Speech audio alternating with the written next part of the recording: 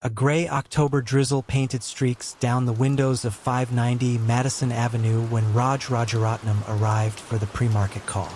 The founder of the Galleon Group moved with quiet heft, black overcoat, soft leather briefcase, no entourage. At 7:45 a.m., he settled into a trading pod ringed by Bloomberg terminals and greeted half a dozen portfolio managers with a curt nod.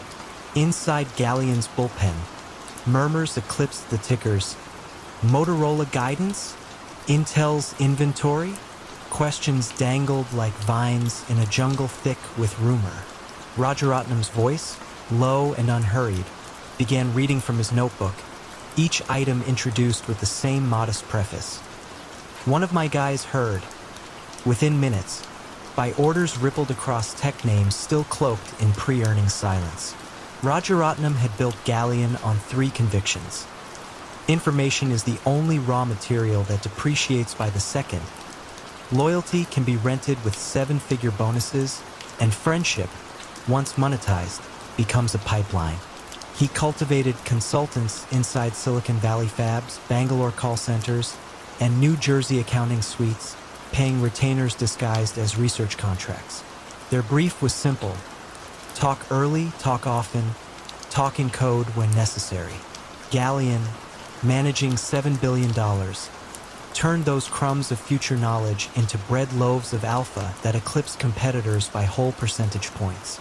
Across Midtown, on the 23rd floor of Morgan Stanley's headquarters, Anil Kumar refreshed his email, half distracted by the glow of a clandestine BlackBerry pinned beneath his desk. Kumar, a revered McKinsey partner, had once tutored Rajaratnam at Wharton and still addressed him, half-jokingly, as senior class monitor. Every few weeks Kumar forwarded a draft slide deck, pending acquisition synergies, unannounced cost cuts, then erased the sent file and closed his office door. The payments drifted back through a Singapore shell, disguised as business development consulting. Yet the edges of the network frayed where vanity rubbed against protocol. Danielle Cheesy, a brash blonde analyst at Newcastle Funds, boasted after hours that she could read CEOs like open books.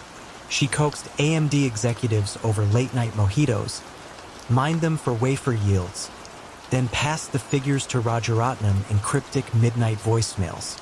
Her bravado caught the ear of an SEC investigator reviewing suspicious trades around an earnings leak.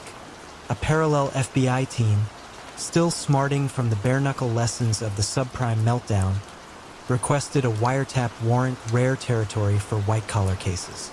Judge Richard Howell signed the order, and on a damp March morning agents clipped listening devices under Cheesy's office desk and inside Rajaratnam's personal line.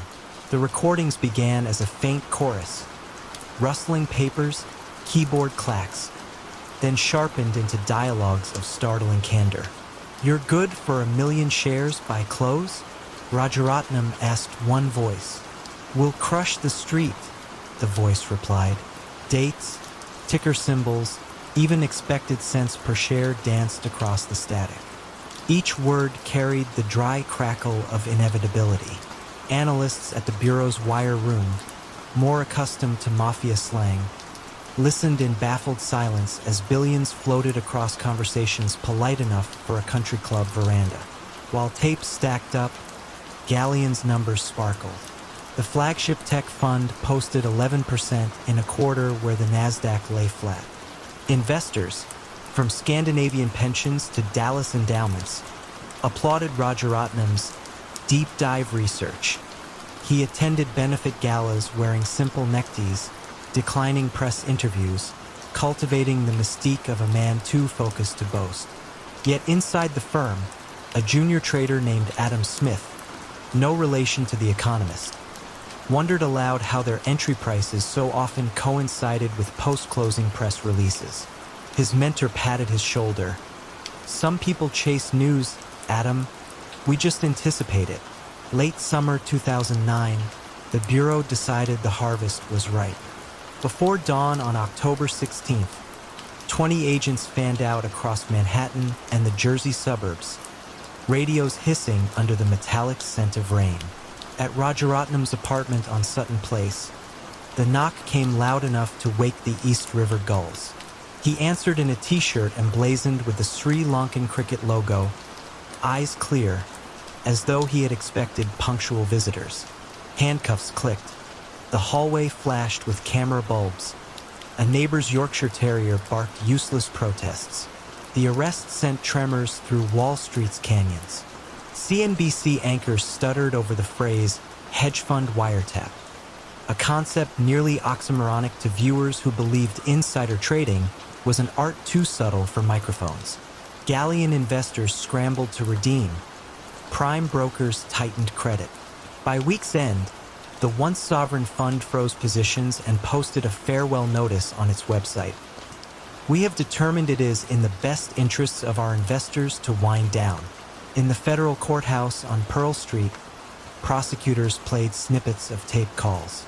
The jurors leaned forward as Rajaratnam asked Cheesy to confirm exact cents in IBM's forthcoming quarter. I need the whisper number, not the consensus.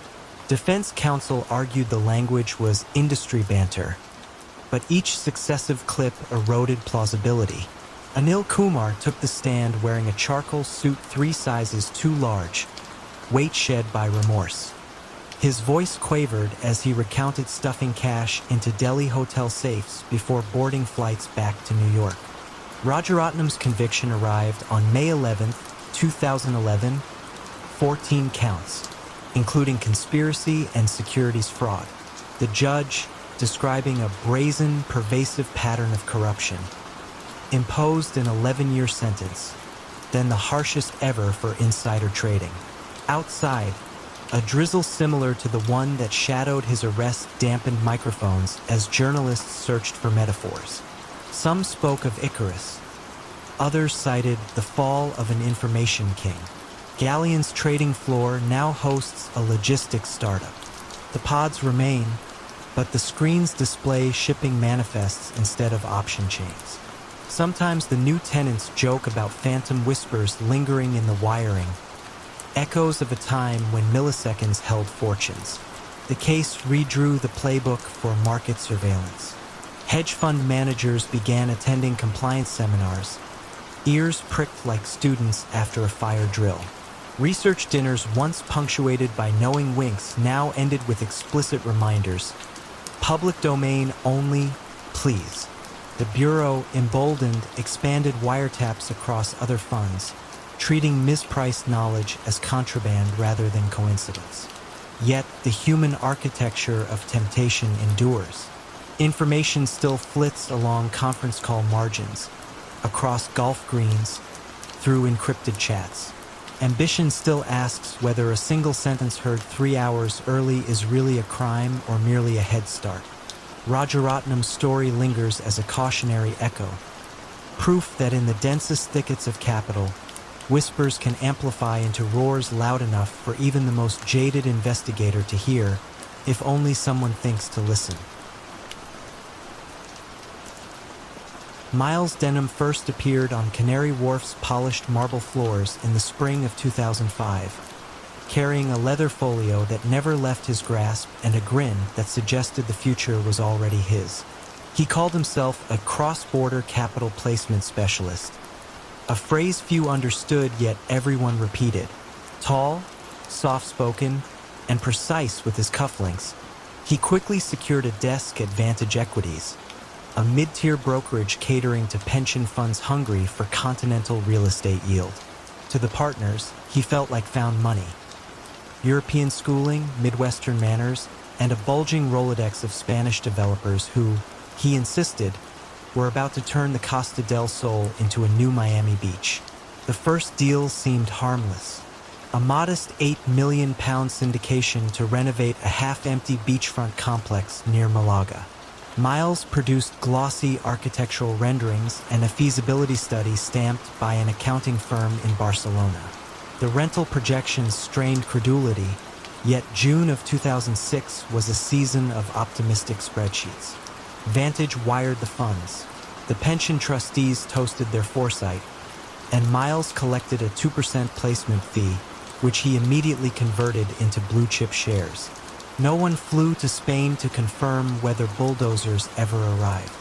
By 2007, Miles had raised £74 million across 5 Spanish projects, each wrapped in a different shell company with lyrical names: Mar de Olivos, Horizonte Azul, Costa Ventana. He used identical photos in multiple prospectuses, changing the angle or the shade of the sea to suggest variety. Investors noticed neither the recycled imagery nor the recycled promises. Off-plan condos pre-sold to Scandinavian retirees, financing fully secured by local municipal guarantees. Completion set conveniently 18 months after each closing. Then came the financial crisis. British pensions suddenly craved the steady returns Miles had promised. But the Spanish banks underwriting his partners were themselves gasping for liquidity. He responded with an audacious pivot: trophy towers in Madrid. In October 2008, he unveiled a plan to acquire 2 half-finished office blocks, concrete skeletons abandoned when credit froze. He spun them into an opportunistic recovery fund, claiming inside contacts would grant the assets at a 40% discount if capital arrived within 30 days. Behind the scenes, no such contacts existed. The towers were indeed real, but ownership had collapsed into a knot of courts, creditors, and tax authorities. Miles could not buy them even if he tried. What he could do was sell the dream. He filled conference rooms with somber talk of countercyclical strategy, displayed aerial drone footage of the buildings at dusk, and quoted a valuation model that predicted a doubling of rent rolls by 2014. Trustees, desperate to recoup earlier Costa del Sol delays, doubled down. An additional £52 million landed in an account at Banco de Santander, an account Miles controlled through a Gibraltar-registered conduit called Southmar Capital. His personal life, however, remained disarmingly low-key. He rented a modest flat near Greenwich Park, drove a 6-year-old Volvo, and vacationed in off-season months when airfare was cheapest. Colleagues mistook this restraint for integrity, unaware that most of the money sat in a Luxembourg clearinghouse earning quiet interest. Miles consulted no lavish wish list. He studied foreign exchange charts instead, convinced he could outpace the suspicion he knew would one day find him. The first hairline crack appeared via the back door of a printer, much like Nathan Lowell's fate an ocean away. In January 2010, Vantage hired a junior analyst, Priya Desai, to reconcile escrow statements. She noticed Southmar's wire instructions changed with every drawdown, hopping from Gibraltar to Luxembourg to the Isle of Man. When she emailed Miles for clarification, he replied within minutes, praising her diligence and attaching a banking partners matrix. So ornate it looked official. Yet the language struck Priya as oddly circular. Phrases like multi-jurisdictional custodian overlay that explained nothing. She escalated to compliance, which opened a quiet review. Unfortunately for Miles, the towers in Madrid had recently become infamous in Spanish newspapers as monuments to bankruptcy. Google translated headlines for the British auditors. Edificios Fantasma de AZCA, the phrase "ghost towers," felt tailor-made to startle anyone who had invested pensioners' life savings in them. The unraveling moved with bureaucratic speed yet relentless certainty. A Spanish notary confirmed no purchase deeds existed under any Southmar affiliate. Luxembourg regulators found inbound transfers labeled consulting reserves, then outflows to anonymous Panamanian companies. Vantage's lawyers confronted Miles on a gray Tuesday in April 2011. They expected resistance. Instead, he handed over his phone, badge, and a single sentence. "You'll find the funds largely intact if you don't panic." The claim was half true. Roughly £31 million still rested in low-risk bonds.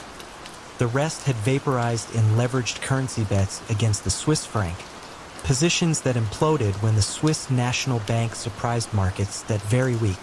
It was as if Miles's entire scheme had timed its own collapse. During questioning by the Serious Fraud Office, he remained eerily composed. He admitted forging municipal letters, fabricating escrow agreements, and hiring freelance designers to mock up architectural blueprints. Asked why he kept no luxury goods, he answered, "Luxury is a burden when you spend every day afraid of attention." Psychiatrists later described his mindset as abstinence-based rationalization, the belief that minimal personal benefit equaled moral mitigation. The court was unmoved.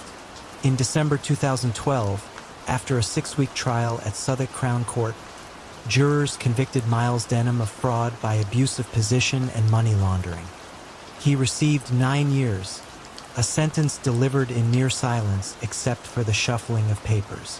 Vantage Equities settled with the pension funds, swallowing £48 million in losses and dissolving within 18 months. Trustees faced awkward meetings with retirees who had once been promised sunrise balconies in Spain. Instead, they kept their semi-detached homes in Yorkshire and watched the news with a mix of anger and relief that things were not worse. Today, the ghost towers still loom over Madrid's skyline, unfinished columns of gray concrete now draped with graffiti. Visitors rarely know they were at the heart of a British scandal. As for Miles, he teaches accounting basics to fellow inmates at HMP Lodham Grange, a role he performs with unwavering courtesy. When a prison journalist asked if he regretted anything, he paused, then said, "I regret misjudging the patience of time. Buildings can stand empty for decades, but lies collapse the moment someone checks a ledger." He offered a small smile, the sort you might reserve for an overlooked acquaintance in a crowded room, then returned to his lesson on the principle of double entry. Debit on the left, credit on the right, truth balanced only until someone leans too hard on the scale. Damian Rios began most mornings in 2011 by unlocking the server room of Cascade Tel, a mid-sized Seattle wireless carrier known for low-cost prepaid plans.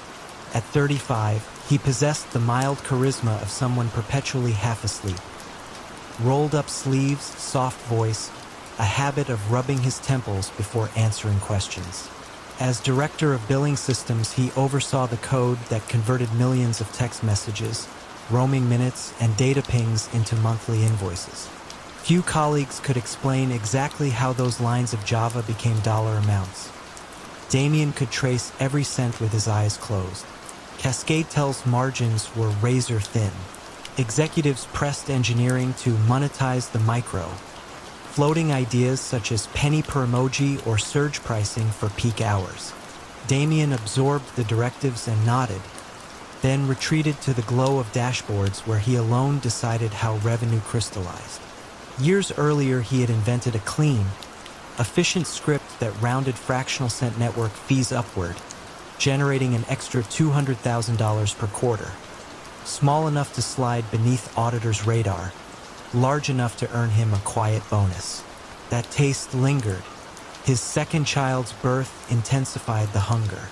Medical bills eclipsed his rainy day fund, while his wife's teaching salary evaporated under daycare costs.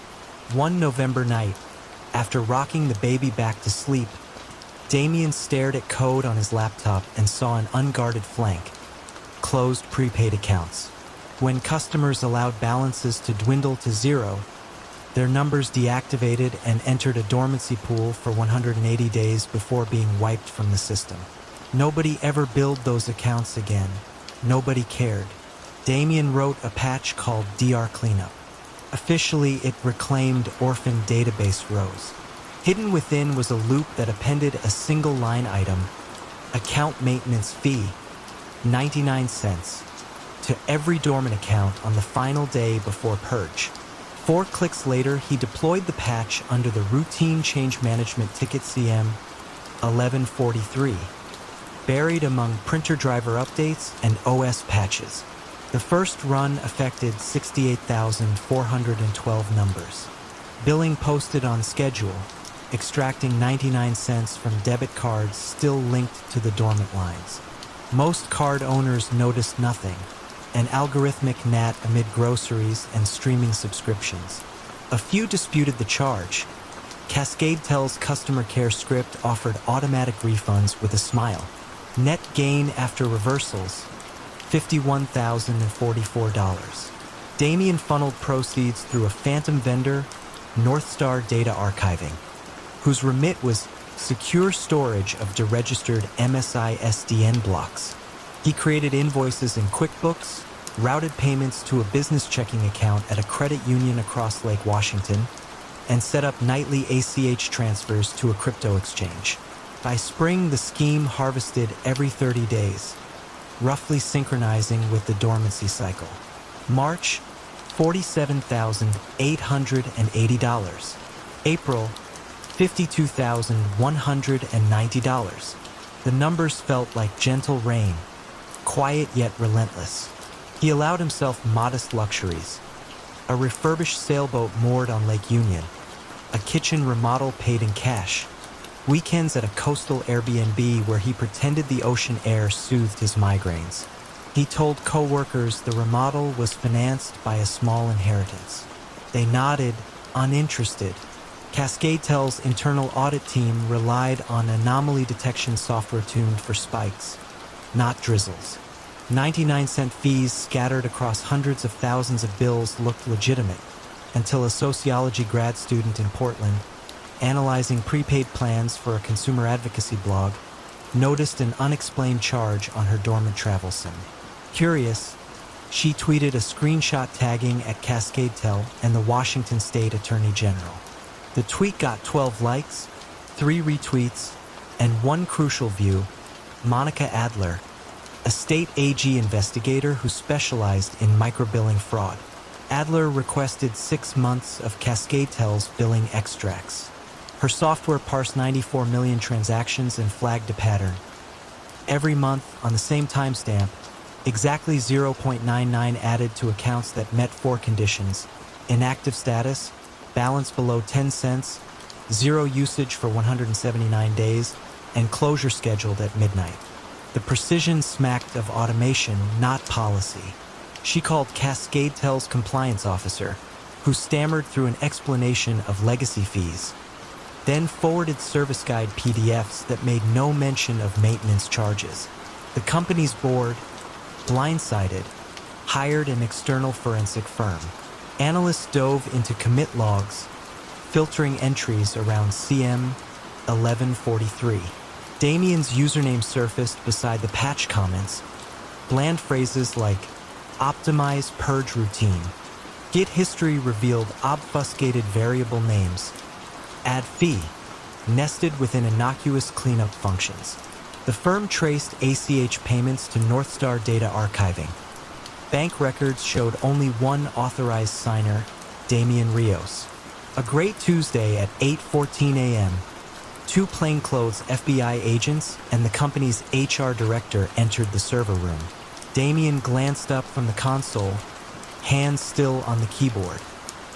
He surrendered calmly, almost gratefully, as if the room's perpetual hum had finally resolved into a clear note.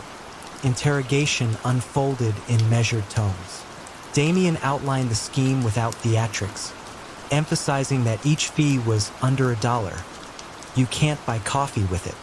An agent replied that fraud measures intent, not denomination. Total take over 16 months. $58,906,394. A fortune built one unnoticed coin at a time. Court proceedings drew limited media. Headline writers struggled to dramatize theft invisible to any single victim. Prosecutors illustrated scale with a visual, a waterfall made of pennies filling an Olympic pool. Damien's defense cited financial pressure, corporate culture of monetization, and his immediate cooperation. The judge, unmoved, handed down 7 years in federal prison, 3 years supervised release, and full restitution to be garnished from future wages. Cascade Tel refunded every 99-cent charge, doubling the amount as apology credits. Shareholders filed a class action. Executives tightened change control gates, added dual sign-off for billing edits, and banned single-person vendor onboarding. Posters in the hallway now read, If a fee is worth charging, it's worth explaining. In prison, Damien teaches basic coding but is barred from any program involving financial data. He writes letters to his children describing constellations he can no longer sail beneath. On quiet nights, he imagines the server room's blue LEDs, a star field behind tinted glass, and wonders how far 99 cents can drift before someone finally feels the tug.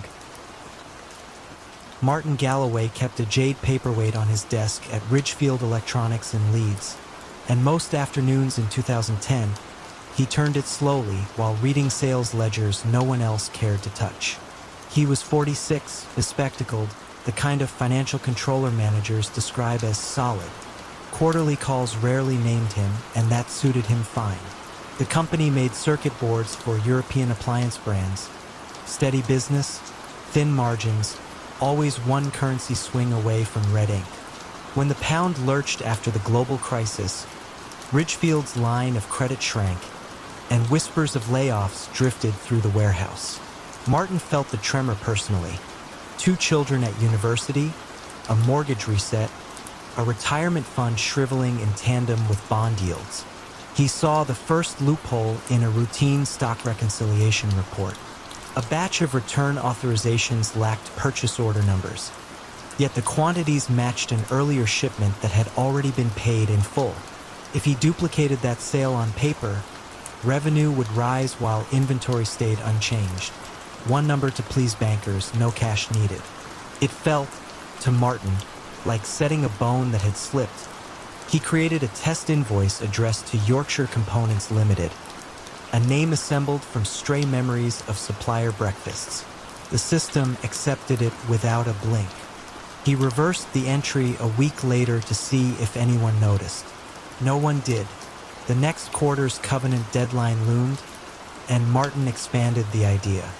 He compiled a list of dormant customer IDs, companies merged, dissolved, or moved abroad, and resuscitated them as phantom buyers. Each bogus order was modest, £18,000 here, £23,500 there, enough to pull operating income just above the bank's threshold. He balanced the aging schedules by recording perfectly timed payments that offset equally imaginary credit notes. The jade paperweight spun faster those nights, an anchor and a metronome. Ridgefield's bankers approved a revolving facility extension. Layoffs were postponed. In the cafeteria, the plant manager clapped Martin on the back. Gratitude emboldened him. What began as covenant triage mutated into performance theater.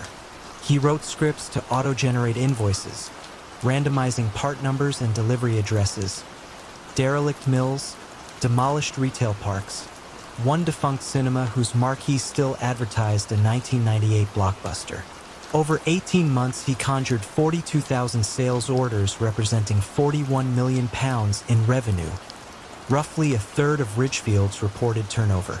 Actual cash flow sagged, but paper profits soared. The board rewarded the CEO with a bonus. The CEO rewarded Martin with a bottle of single malt and an offhand promise of promotion. The fracture surfaced during an external audit in March 2012, triggered not by suspicion but by an eager junior from a Big Four firm chasing sample confirmations. Most circulars returned stamped recipient unknown. One, addressed to Yorkshire Components, came back with a handwritten note. No such business, farm field now. The junior escalated the anomaly, and a senior auditor dug into sales cutoff reports, finding clusters of end-of-month spikes shipped to postcodes that resolved to empty lots.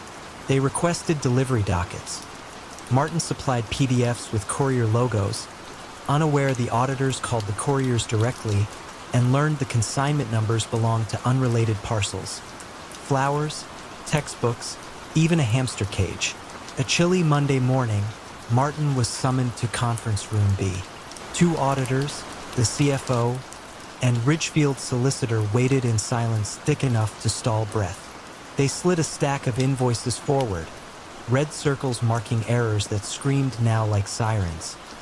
Identical timestamps, sequential check numbers, phone lines that rang to disconnected tones.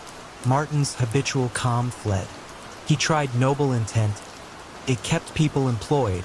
Then technical fog, legacy data migration glitches. The solicitor recorded every stammer. Within 24 hours, the board informed the Bank of Northumbria they could not rely on last year's statements. The bank froze the credit line. Suppliers demanded cash. Workers on the assembly floor learned their next payday was at risk because customers hadn't settled. Employees stared at pallets of circuit boards that might as well have been scrap metal. The collapse rippled outward. A stone thrown into the stagnant pond Martin once sought to steady. Fraud investigators from the National Crime Agency cataloged his scripts, interviewing him in a windowless office where the paperweight sat bagged as evidence. Martin explained the scam's mechanics with accountant precision. Debits, credits, reserve releases, but faltered when asked why he hadn't stopped. Each quarter, he whispered. The hole was deeper. The numbers were the only ladder I had. He was charged with false accounting, fraud by abusive position, and forgery. Court proceedings attracted modest press. No lavish lifestyles, no yachts, just lies and spreadsheets. Prosecutors displayed flowcharts shaped like spiderwebs, each strand a bogus customer leading back to Martin's login credentials. Defense counsel argued he salvaged jobs. The judge countered that deceit mortgages the future to pay the present. Sentencing delivered 5 years in prison and a 12-year director disqualification order. Ridgefield filed for administration. 190 workers queued for redundancy checks worth pennies on the pound. In HM Prison Hull, Martin teaches basic bookkeeping to other inmates, emphasizing segregation of duties, the safeguard he bypassed. He requested his jade paperweight, but was told personal items must fit in a transparent bag, and stone is prohibited. He now keeps a smooth pebble from the exercise yard, turning it when ledger columns blur in his mind. Back in Leeds, weeds overtake the factory's loading bays. Local papers occasionally reference the ghost customer scandal when discussing regional unemployment. Accountancy students study the case under the heading Fabricated Revenue Recognition. The junior auditor who first questioned the invoices has since made manager. In training sessions, she reminds rookies that every unchecked anomaly is an invitation to fiction. For Martin, evenings in his cell echo with the printer's hum he once found reassuring. He tallies imaginary orders on scrap paper, not to fool anyone, only to remember the boundary between numbers that describe reality and numbers that replace it. A boundary he crossed in silence while a green stone spun beneath tired fingertips. No one noticed Jonah Patel when he first logged into the gleaming lobby kiosk at Clarion Analytics in Palo Alto, the summer of 2016. At 21, he blended into the Silicon Valley gradient of hoodies and hope. A computer science major from UC Davis with a 3-month internship and a borrowed Prius that smelled faintly of ramen. Clarion, a rising star in predictive health data, housed its interns in a glass-walled bullpen, 4 floors below the executive wing where venture capitalists slipped in and out like specters. Jonah's assigned project looked modest. Improve the data ingestion scripts for Clarion's flagship engine, Asteria. The real magic, the algorithm that predicted cardiac events days before symptoms, lived on a secure server in a separate subnet. Employees joked that Asteria's code was the crown jewels and the nuclear codes rolled into one. Jonah heard the phrase his first week and filed it away with a quiet flicker of ambition. Money lay at the root of that spark. Jonah's father had died 2 years earlier, leaving hospital bills that bent his mother into 3 jobs. Financial aid barely held his tuition afloat, and each scholarship rejection added weight to Jonah's chest. Clarion paid interns decently, but Valley salaries could not erase $128,000 of medical debt. The solution, Jonah concluded, had to be exponential. Opportunity arrived through an overlooked side door, automated nightly backups. Jonah discovered that one of his ingestion scripts processed log summaries that included function call names from Mysteria. By tweaking a parameter, he could request expanded logs, harmless on their face, yet rich with embedded snippets of core code. He tested the exploit once at 2 a.m., heart racing beneath fluorescence. The server complied, delivering a compressed file to a temporary folder that only systems engineers typically accessed. No alarms sounded, no security badge flashed.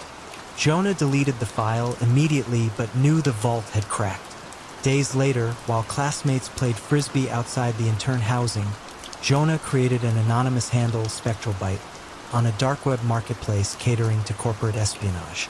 He posted a teaser, proprietary health prediction source code, 90% accuracy rate, US company, proof of concept available. Within an hour, 3 prospective buyers messaged, one claiming ties to a Singapore tech conglomerate, another fronting for a Zurich hedge fund, and a third whose location field read simply Moscow.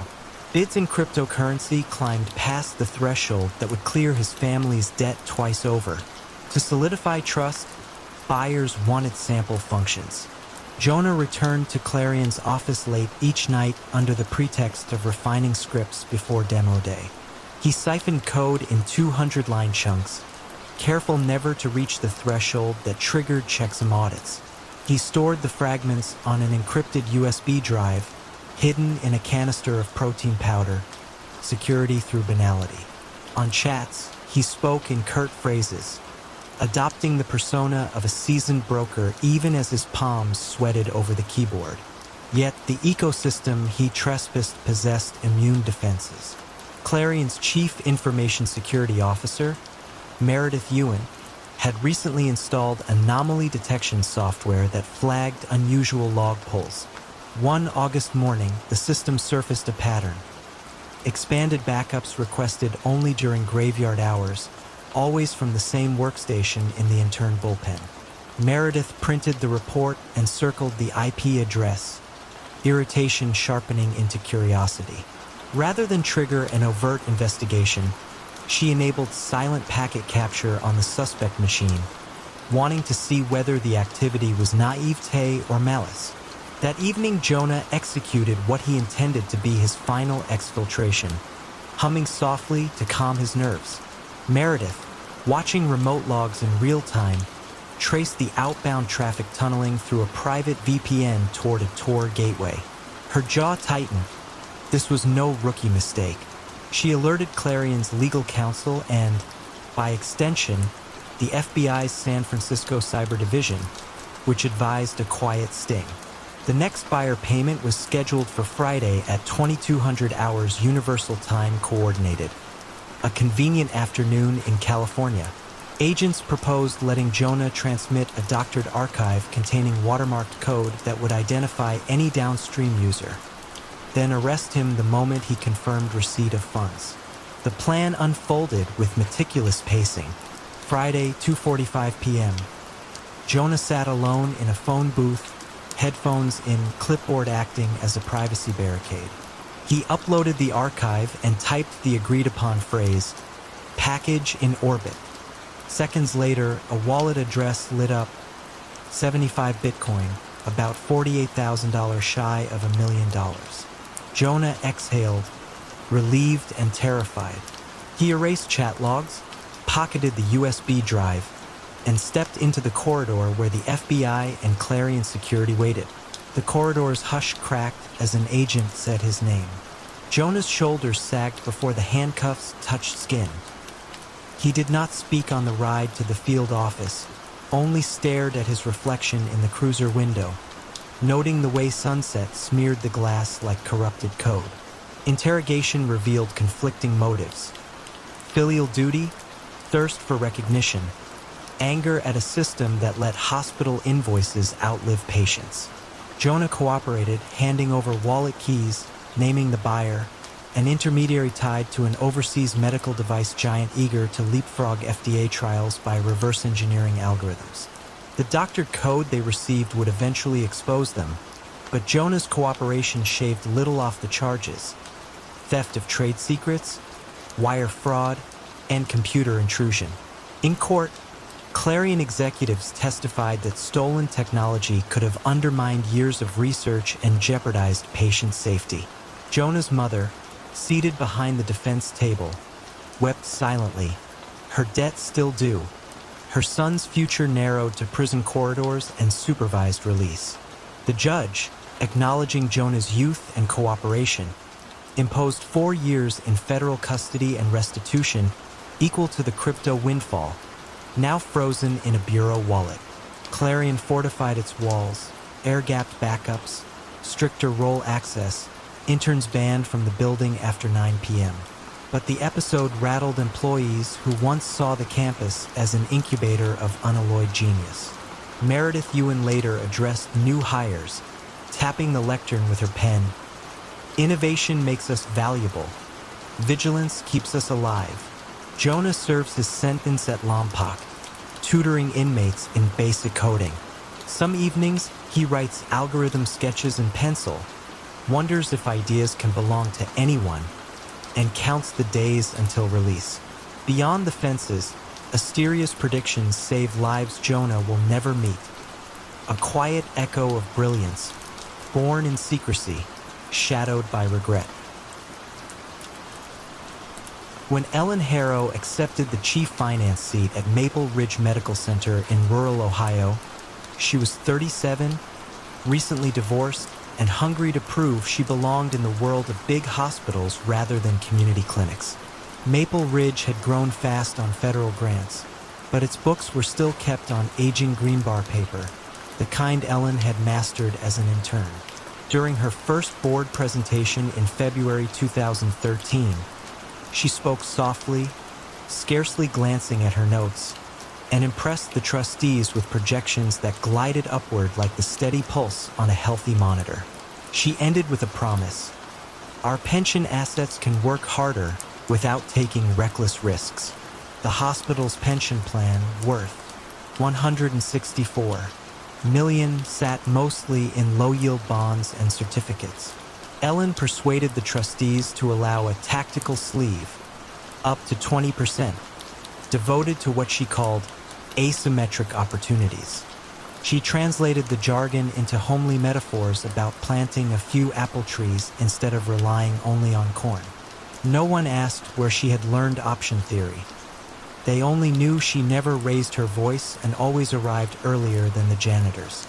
Within 3 months, the investment policy was amended, and Ellen received sole authority to direct trades under a standing resolution signed by the chair. The man who showed her how to exploit that authority entered her life by accident. She met Victor Alvarez at a medical device conference in Chicago, where Maple Ridge was scouting discount imaging machines. Victor was not a vendor.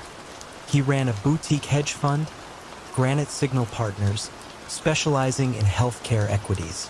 Over weak coffee in the exhibition hall, he confided that his fund often received clinical trial whispers long before they hit Bloomberg. Ellen listened, expression neutral, heart skittering. Victor ended with an almost throwaway line. If your pension ever wants in on something quiet, call me.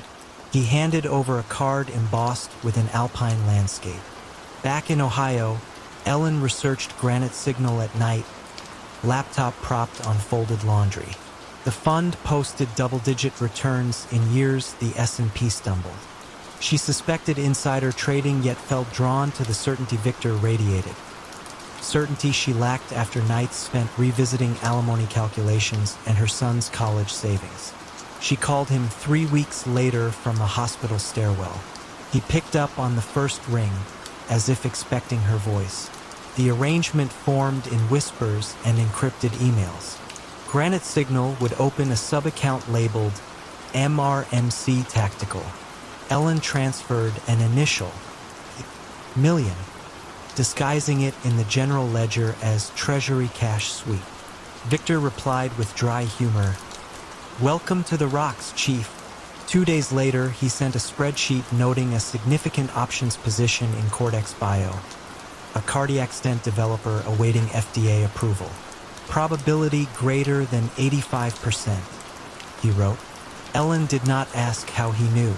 Cordex shares spiked 46% the morning approval was announced. The pension pocketed. 3.1 million in a single trade. Ellen's pulse thudded as she watched the green bars on her screen. The win, she told herself, meant new ventilators for pediatrics, maybe a pay raise for nurses. She prepared a short memo for trustees highlighting market outperformance due to strategic rebalancing. Numbers scrubbed clean of any trace of Granite Signal. Victor's next tips came faster. Orthopedic implant mergers, a whistleblower settlement destined to lift a generic drug supplier, and a rumored Medicare reimbursement shift telegraphed by a source inside the Centers for Medicare and Medicaid Services. Each trade widened Maple Ridge's returns, and each victory deepened Ellen's reliance on Victor's invisible pipeline. They met twice in person, always in loud hotel bars near airports. Victor wore cufflinks shaped like tiny pickaxes, an inside joke about digging for ore. Ellen never invited him to Ohio. She worried the smell of disinfectant in the corridors would betray her. By late 2015, the tactical sleeve had swollen to 38% of the pension, far beyond the policy limit Ellen herself had drafted. To mask the breach, she began moving losing positions temporarily into a short-term hospital operating account before monthly reports closed, then shifting them back afterward, a practice Victor coached her through. Just paper, he said. The numbers travel on screens. No one opens the drawers anymore. The collapse started with an email she never saw. A junior analyst at Granite Signal bragged to a friend about data straight off the FDA servers. Thanks to Vic. The friend worked at a brokerage already under SEC scrutiny and quietly forwarded the boast to an examiner. Subpoenas spread like winter flu through Chicago's hedge fund district. Granite Signal servers were imaged. Trade logs cross-referenced with badge swipes at government buildings. Ellen learned of the danger only when Victor called past midnight, voice stripped of confidence. They might contact Maple Ridge, he warned. Delete anything with my name. The line went dead before she could ask a question. 2 weeks later, 3 agents from the SEC's Market Abuse Unit appeared in the hospital lobby. They wore visitor badges and requested a meeting regarding unusual pension trades. Ellen guided them to a small conference room, heart drumming so loudly she feared it could be heard through the frosted glass. The oldest agent unfolded charts comparing Maple Ridge's option purchases to FDA approval dates. The patterns looked cartoonishly obvious once displayed in red and blue. Ellen managed a single sentence. "We follow a diversified strategy." It sounded pitiful even to her own ears. That evening she wrote a letter to her son at Ohio State, explaining only that mistakes can metastasize like silent tumors and that she loved him beyond arithmetic. In court documents unsealed the following spring, prosecutors alleged that Maple Ridge profited $24.6 million from inside information, with $9.8 million lost when one tip proved false. Ellen pleaded guilty to securities fraud and false statements. At sentencing, she wore the same muted suit she had debuted before the board, now a shade looser. She told the judge she started with good intentions and then confused outcome with morality. The judge, himself once a hospital attorney, sentenced her to 41 months and ordered restitution equal to every illicit gain, a sum Maple Ridge's insurers would ultimately cover after bitter litigation. Granite Signal dissolved, its remaining assets distributed to wronged investors, including the hospital whose fortunes it had temporarily inflated. Maple Ridge survived, but the pension plan reverted to plain vanilla bonds, the apple trees cut down before bearing fruit. Once a month, Ellen's former colleagues drive past the new critical care wing built with profits now deemed tainted. The brick facade looks indistinguishable from the oncology ward beside it. Late shift nurses claim that on quiet nights the automatic doors hiss open without anyone approaching, as if admitting a visitor still trying to make amends. ledger in hand, hoping the numbers might yet balance in favor of grace. Nathan Lowell arrived at the glittering lobby of Midcontinental Steel on a bright Monday in March 1998, wearing the same modest gray suit he had bought off a clearance rack in Milwaukee. To the guards downstairs and the vice presidents upstairs, he gave the impression of mild competence, nothing more. He answered softly in meetings, laughed politely at the jokes of men twice his pay grade, and kept a tidy cubicle in the Treasury operations wing. When the company's CFO introduced him as our new liquidity analyst, no one bothered to look up from their coffee. That anonymity became Nathan's shield, then his weapon. His first task involved reconciling subsidiary cash accounts scattered across the Midwest. Midcontinental acquired mills the way hobbyists collect stamps, and each purchase left behind half-finished ledgers. Nathan spent evenings combing through paper statements, entering numbers into spreadsheets no one else understood. He discovered small discrepancies. $400 here, $1,300 there. Old bank fees and duplicate wire costs that had never been booked. Resolving them earned little praise, but it taught him precisely how invisible money could become inside a company busy chasing quarterly growth. By November 1999, he recognized an almost childlike truth.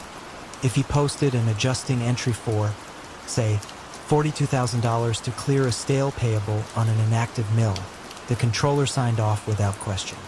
The figure was too small to draw attention, yet too large for anyone beneath him to authorize. Nathan began testing limits, first with phantom vendor refunds, later with overnight money market transfers that he reversed the next morning. Each experiment ended the same way. Silence. The new millennium brought new distractions. Y2K upgrades swallowed IT budgets, auditors worried about date fields, and Wall Street analysts called daily to demand earnings guidance. Nathan, alone in his cubicle, realized no one traced funds between the operating concentration account and a dormant corporate entity Midcontinental had created during a failed expansion into Canada. The subsidiary's account still existed at Northern Shore Bank. All he needed was an electronic funds transfer request, signed by any two authorized officers. Their signatures lined thousands of archived documents, and he had access to the copy machine. He chose incrementalism. On a Tuesday in May 2000, he moved $96,000 out of corporate cash and into the orphaned Canadian account. 2 days later, he wired the same amount to an online brokerage he opened under an acronymic shell, LWL Partners. He kept a typed note in his desk reminding himself of the purpose. Safety net for sick mother. The lie made him feel almost virtuous. Quarter by quarter, the flows grew bolder. When aluminum prices spiked after a strike in Iceland, he pushed $320,000 through. When Midcontinental announced a debt refinancing, he siphoned $1.2 million under cover of bond-related hedging fees. At night, he read annual reports of famous frauds, ZZZZ Best, Crazy Eddie, studying where they slipped. His conclusion was that arrogance, not greed, ruined them. So he forced himself to live plainly. Same apartment, same four-cylinder Honda, same $10 haircut. If a craving for luxury surfaced, he wrote down the item on scrap paper and shredded it. The ritual felt like confession and absolution at once. Yet the balances inside LWL Partners ballooned. By autumn 2001, he controlled $18 million in blue-chip stocks and short-dated treasuries. He watched the market stagger after September 11th and felt no fear. If anything, the volatility concealed him further. Still, he understood that one fax in the wrong direction could expose everything. To maintain the charade, he built a paper trail of bogus invoices from Lakeside Wire Logistics, mixing them with genuine hedging charges. He forged not only signatures but entire conversations, emails from fake account reps, memos citing market turbulence. Whenever auditors asked for support, He provided 3-page spreadsheets with numbers rounded to the nearest cent perfection passed for authenticity. The reckoning began with a printer jam. In February 2002, Midcontinental upgraded to a new enterprise resource system, and legacy transaction data migrated poorly. A junior accountant named Elise Warren tried to reprint a payment batch history Nathan had signed 2 years earlier. The PDF stalled, revealing hidden layers of text, his doctored approvals embedded behind the official headers. Elise flagged IT, then compliance, unsure whether it was mere formatting debris or something sinister. An internal audit team descended quietly. They traced vendor IDs, discovered repeating routing numbers, and noticed that Lakeside Wire Logistics listed a post office box shared by no other supplier. Nathan sensed their footsteps weeks before they reached his cubicle. He reacted with almost clinical calm, wiped his hard drive, deleted backdated calendar entries, and scheduled 2 vacation days citing family matters. He purchased a last-minute flight from O'Hare to Lisbon, booked under his legal name, an impulsive flourish he would later regret. On the morning of April 3, 2002, while Midcontinental's CEO presented quarterly guidance, the audit team confronted the CFO with a preliminary loss estimate of $26.8 million. The number stunned the board into silence. When they asked who had authority over these transactions, 20 eyes turned toward the empty gray cubicle near the hallway printer. Nathan never showed up for his return flight. He checked into a seaside hostel in Cascais, Portugal, paid cash for a modest room, and spent afternoons walking cliffside trails, listening to gulls cry over the Atlantic. Portuguese police located his passport record after Interpol notices went out, but extradition took time. By then, Nathan had vanished again, leaving behind only a discarded map marked with ferry routes to Morocco. Back in Chicago, the scandal-gutted Midcontinental's share price forced a restatement of 4 years of earnings and cost 312 employees their jobs in a wave of layoffs meant to appease lenders. Elise Warren testified before a Senate subcommittee, her voice steady yet bewildered as she described the printer jam that uncovered millions. "It looked wrong," she said. "So I asked." Investigators pieced together Nathan's scheme, but none could explain his psychology. He owned no mansion, no yacht, not even a decent television. A forensic psychiatrist suggested he craved control rather than wealth, a hypothesis as neat and incomplete as any balance sheet. To this day, the missing $27 million remains frozen across 6 brokerage accounts, the keys protected by passcodes only Nathan knew. Some suspect he lives quietly in a coastal town, working odd jobs under an assumed name. Others believe despair claimed him somewhere between Lisbon and Tangier. Midcontinental rebuilt, auditors wrote thick manuals, and software now flags anomalies in real time. Yet employees still pass Nathan's old cubicle, now stripped bare, and wonder how close they, too, might be to numbers that whisper invitations no one else can hear. Elena Kovacs arrived at Helios Renewable plc's Budapest satellite office in the autumn of 2021 with a resume that fit neatly on one page. 29, soft-spoken, fluent in Hungarian, German, and English, she was hired as executive assistant to CFO Dieter Schwartz, a role that meant gatekeeping calendars, translating contracts, and shepherding invoices between departments. Helios, a London-listed solar panel manufacturer, was scaling fast on EU climate subsidies. Money moved through the company like current through copper, and few employees understood the full circuitry. Elena did. In her first weeks, she mapped every approval chain. Which director initialed which ledger, where signatures turned to stamps, where emails became wire instructions. Each Friday she lingered after hours, ostensibly perfecting slide decks, but really compiling a private flowchart of Helios's payment architecture. Her motive formed slowly, crystallizing from 2 truths. First, she was invisible. Assistants sip coffee in the room yet are seldom seen. Second, the company's controls relied on trust rather than verification. Dieter's digital signature, once applied, triggered automatic payments without secondary confirmation. Elena had grown up in a flat where rent teetered monthly. Invisibility and lax controls felt like unlocked doors in an affluent neighborhood. She began testing doorknobs. Phase 1 was harmless enough. She created a dummy email alias, accounts payable at helios-vendor.com, and sent herself a trial request for €2,350, labeled Conference Translation Services.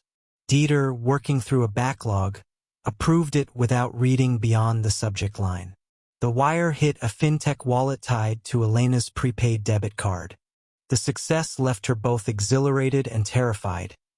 She waited 2 weeks, half expecting HR to stroll in with guards. Nothing happened. Phase 2 involved patience. Instead of siphoning steady drips, Elena decided to wait for the spring tranche of EU subsidy funds. €290 million earmarked for a massive photovoltaic farm in Andalusia. She registered a Gibraltar shell company, Solus Capital Markets Limited, complete with a minimalist website and a phone number that rang to a voicemail box she checked through an app. She then studied the real EPC contractor on the Andalusia project, Sunspan Engineering, copying its logo pixel for pixel. With minor alterations to the IBAN, she produced a fresh invoice. Progress payment number 4, €58,044,120. On May 18th at 7:42 p.m., Elena scheduled an email from Sunspan-billing at europe-projects.com to herself and CC'd Dieter.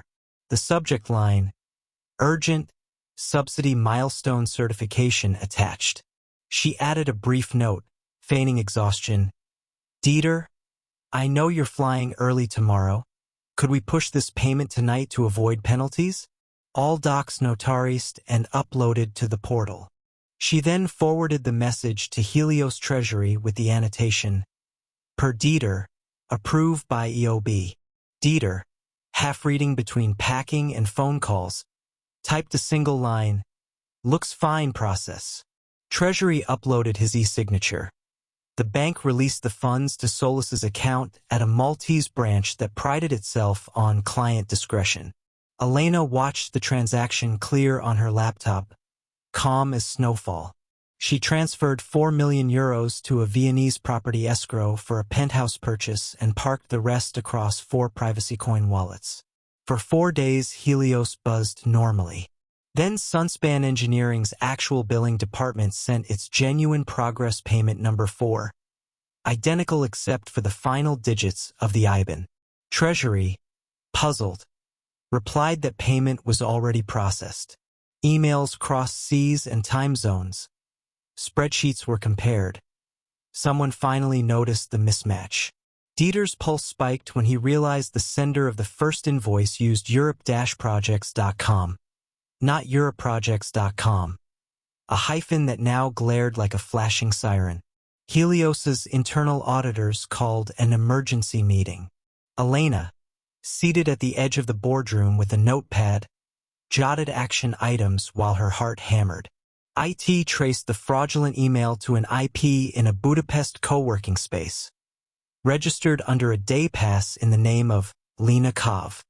CCTV footage showed a woman in a black coat entering at 6 p.m. on May 18th. The face was partially obscured by a surgical mask, yet the stride and ponytail were familiar to several colleagues watching the loop. Budapest police, coordinating with Europol's financial cybercrime unit, secured warrants within 24 hours. But Elena was already on the move, boarding an overnight train to Vienna with a slim leather carry-on and a passport from her dual Slovak citizenship. She checked into a boutique hotel overlooking the Danube, planning to finalize the penthouse deed the next morning. What she underestimated was the bank's new AML trigger. Any single inbound corporate transfer above €50 million flagged an automatic pause on downstream disbursements for 96 hours. The penthouse escrow had not yet released the title when Austrian investigators, tipped by Maltese counterparts, froze the funds. Elena arrived at the notary's office to find two plainclothes officers waiting politely beside a pot of orchids. They asked her name. She offered silence. They slid a print out of the CCTV still across the desk. The interrogation ended quickly. Extradited to Hungary, Elena faced charges of aggravated fraud, money laundering, and forgery of electronic documents. In hearings, she sat placidly, hair neatly pinned, listening as prosecutors played the boardroom CCTV where she took notes during the frantic post-theft meeting. Proof of audacity that unsettled even seasoned jurors. She spoke only once, answering a defense attorney's question about motive. I ensured the process worked exactly as designed. I just rerouted the flow. Helios recovered €52 million through coordinated seizures. The remaining €6 million remains scattered across privacy chains, theoretically traceable yet practically vaporous. Dieter Schwartz resigned, citing oversight fatigue, and industry panels now cite Helios when discussing dual-control payment authorization. The company installed voice biometrics, mandatory callbacks, and a rule that any transfer above €500,000 requires live confirmation with the vendor's CFO. At sentencing, the judge acknowledged Elena's methodical intelligence but condemned her exploitation of trust, handing down 8 years in a Hungarian women's prison and ordering restitution to the fullest extent assets allow. The Viennese penthouse went back on the market. Its staged furniture never sat upon. Inside the prison library, Elena volunteers to teach Excel to inmates starting microbusiness diplomas.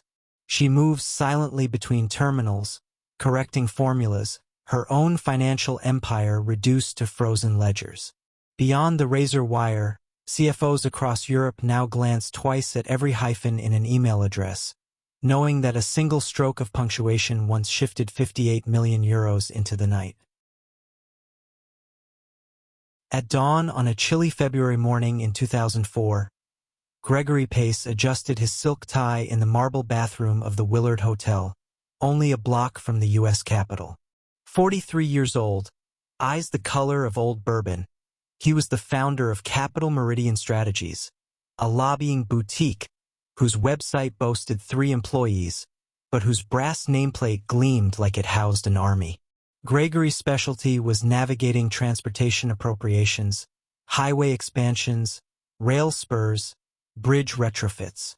His newest client, Delta Ridge Aggregates of Oklahoma, owned limestone quarries and wanted a guaranteed slice of $2.8 billion earmarked for interstate repair. Delta Ridge's CEO believed Gregory possessed quiet influence. Gregory, in truth, possessed almost none. His last big win had been a commemorative post office naming. But he understood something more valuable than leverage: the price of desperation on both sides of a handshake. Senator Raymond C. Haskins of Missouri chaired the subcommittee controlling the highway bill. Long hailed as squeaky clean, Haskins now nursed a re-election campaign hemorrhaging funds after a brutal primary. Pollsters whispered that a single negative ad blitz could tip the seat. Gregory saw the senator's vulnerability as a fault line ready to split. Phase 1 began with innocuous courting.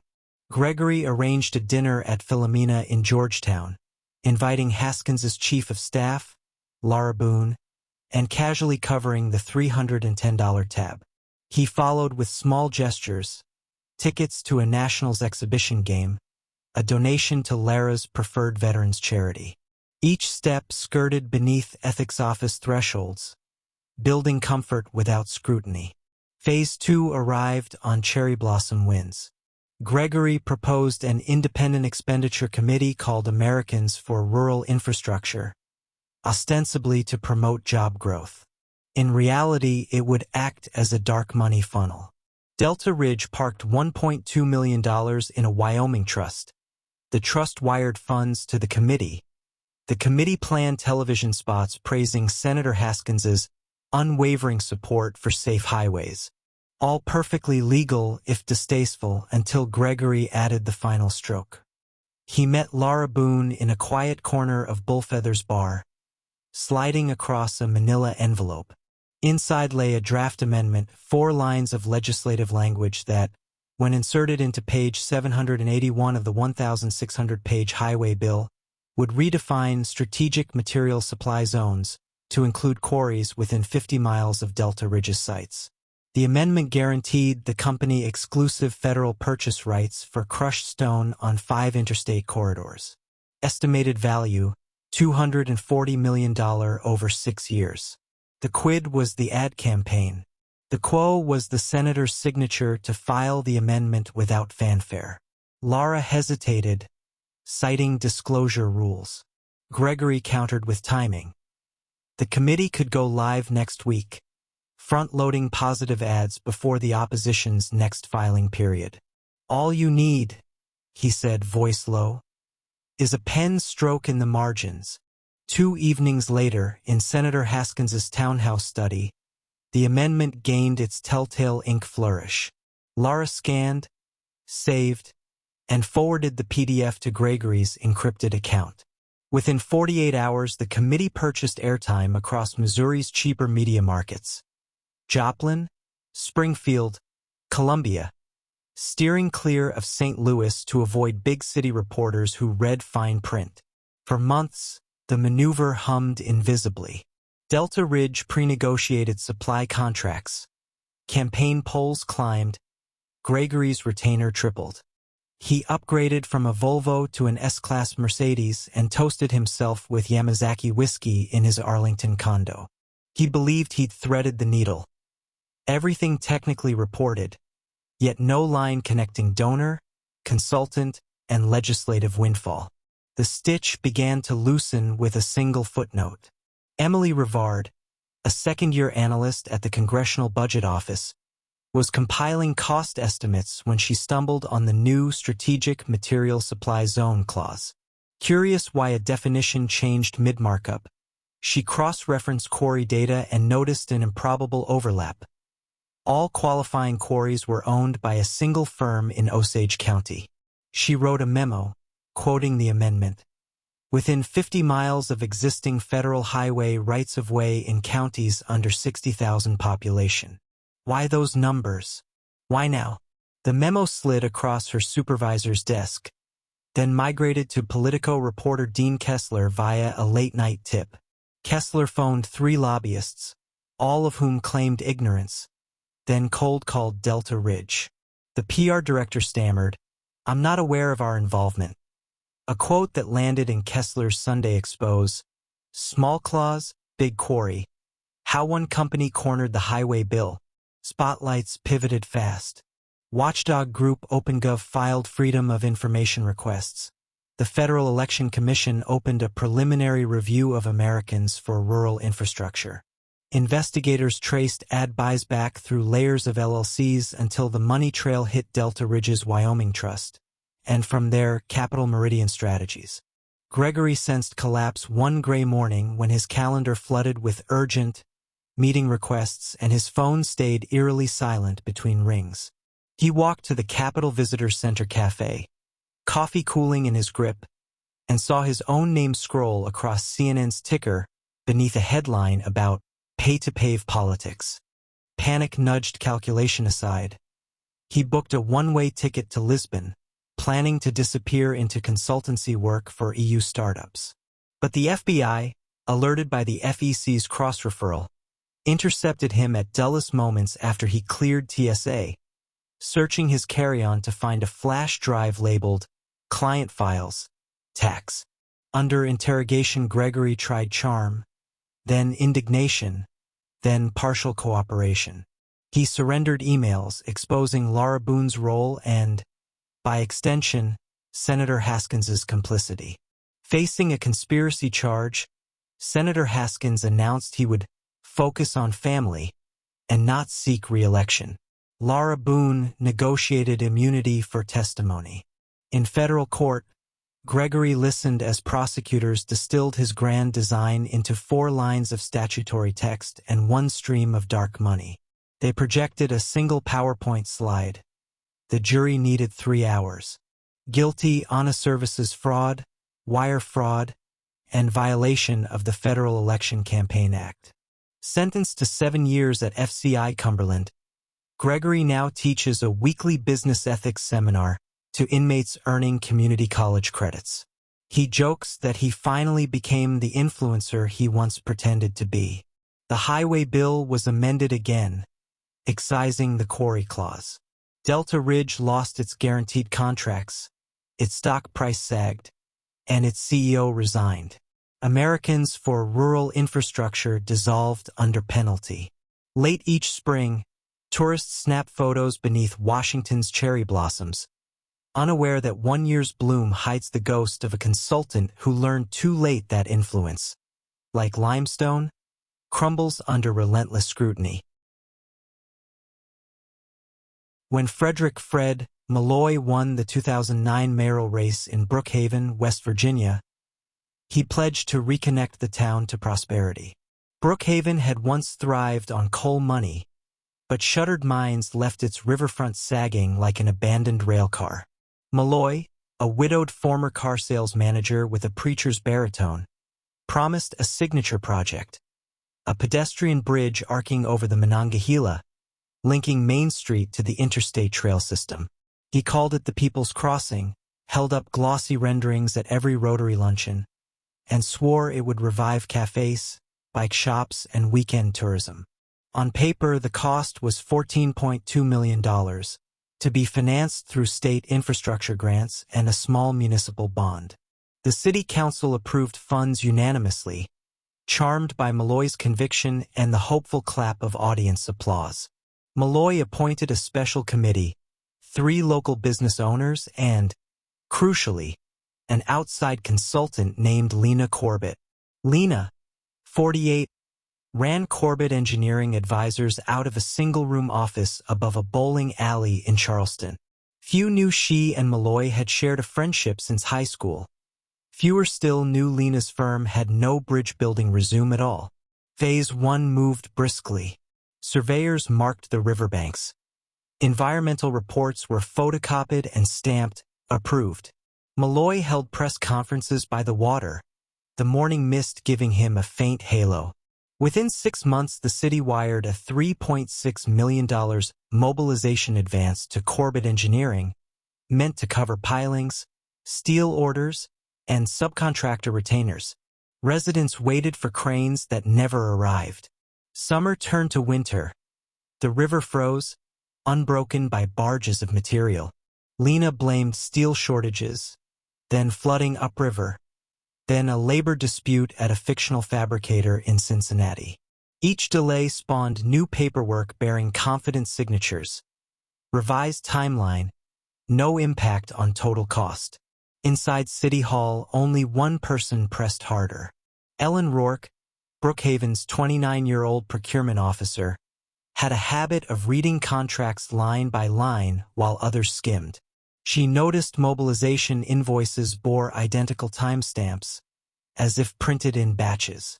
A routine call to the state treasurer revealed Brookhaven's grant tranche, $7 million, had already been fully disbursed, though no matching expenditure appeared in the Public Works ledger. Ellen approached the mayor's chief of staff, who waved her off. Infrastructure moves slow, sweetheart. Ellen persisted. She visited the listed address for Corbett Engineering and found the bowling alley staircase locked. Lights off at noon. A tenant downstairs said Lena visited once a month to pick up mail. Ellen reported her findings in a memo, attaching photos of the darkened door. The memo stalled on the chief of staff's desk for 3 weeks, until someone slipped a copy under the door of town attorney Richard McKay. McKay, a cautious man fond of fountain pens, spent an evening tracing wire transfers. City records showed payments routed through a Charleston bank, then onward to Sunshore Holdings, an LLC registered in Delaware that listed Frederick Malloy as the beneficial owner. Information publicly shielded but available via subpoena. McKay realized the mayor had quietly amended the LLC's charter 3 days before the Bridge Committee awarded its first contract. He contacted the West Virginia State Auditor, who in turn alerted the FBI's Public Corruption Squad in Pittsburgh. Agents arrived quietly, posing as birdwatchers while photographing the empty riverfront lot. They collected drone footage. No pilings, no rebar cages, just weeds pushing through silt where the approach ramp should have been. On March 3, 2011, federal agents entered City Hall with a search warrant. Malloy was in his office rehearsing a radio segment about turning obstacles into stepping stones. He looked up to see two men in gray suits, badges forward. Outside, Ellen watched through wired glass as boxes of files were carried down corridor after corridor, an echoing parade of consequences. Malloy was escorted out an hour later, coat draped over cuffed wrists, eyes fixed on the floor tiles he'd once promised to replace with marble. The indictment painted a simple scheme under layers of civic optimism. Malloy had orchestrated contracts to Lena's shell company. Lena siphoned 75% of each payment to Sunshore Holdings. Malloy diverted the money into a brokerage account that purchased municipal bonds. Ironically, those issued by Brookhaven to finance the same bridge. He earned interest on funds meant for concrete he never bought.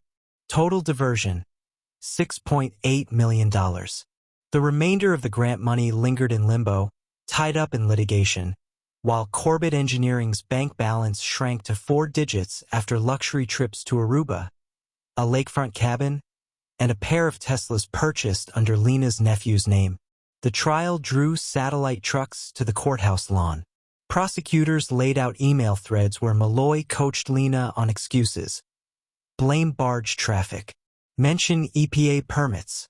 People glaze over at acronyms. Lena, confronted with cooperating witness offers, folded quickly.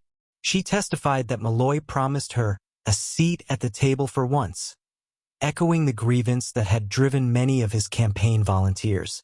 In cross-examination, Malloy's attorney tried to cast her as mastermind, but jurors saw through the bravado.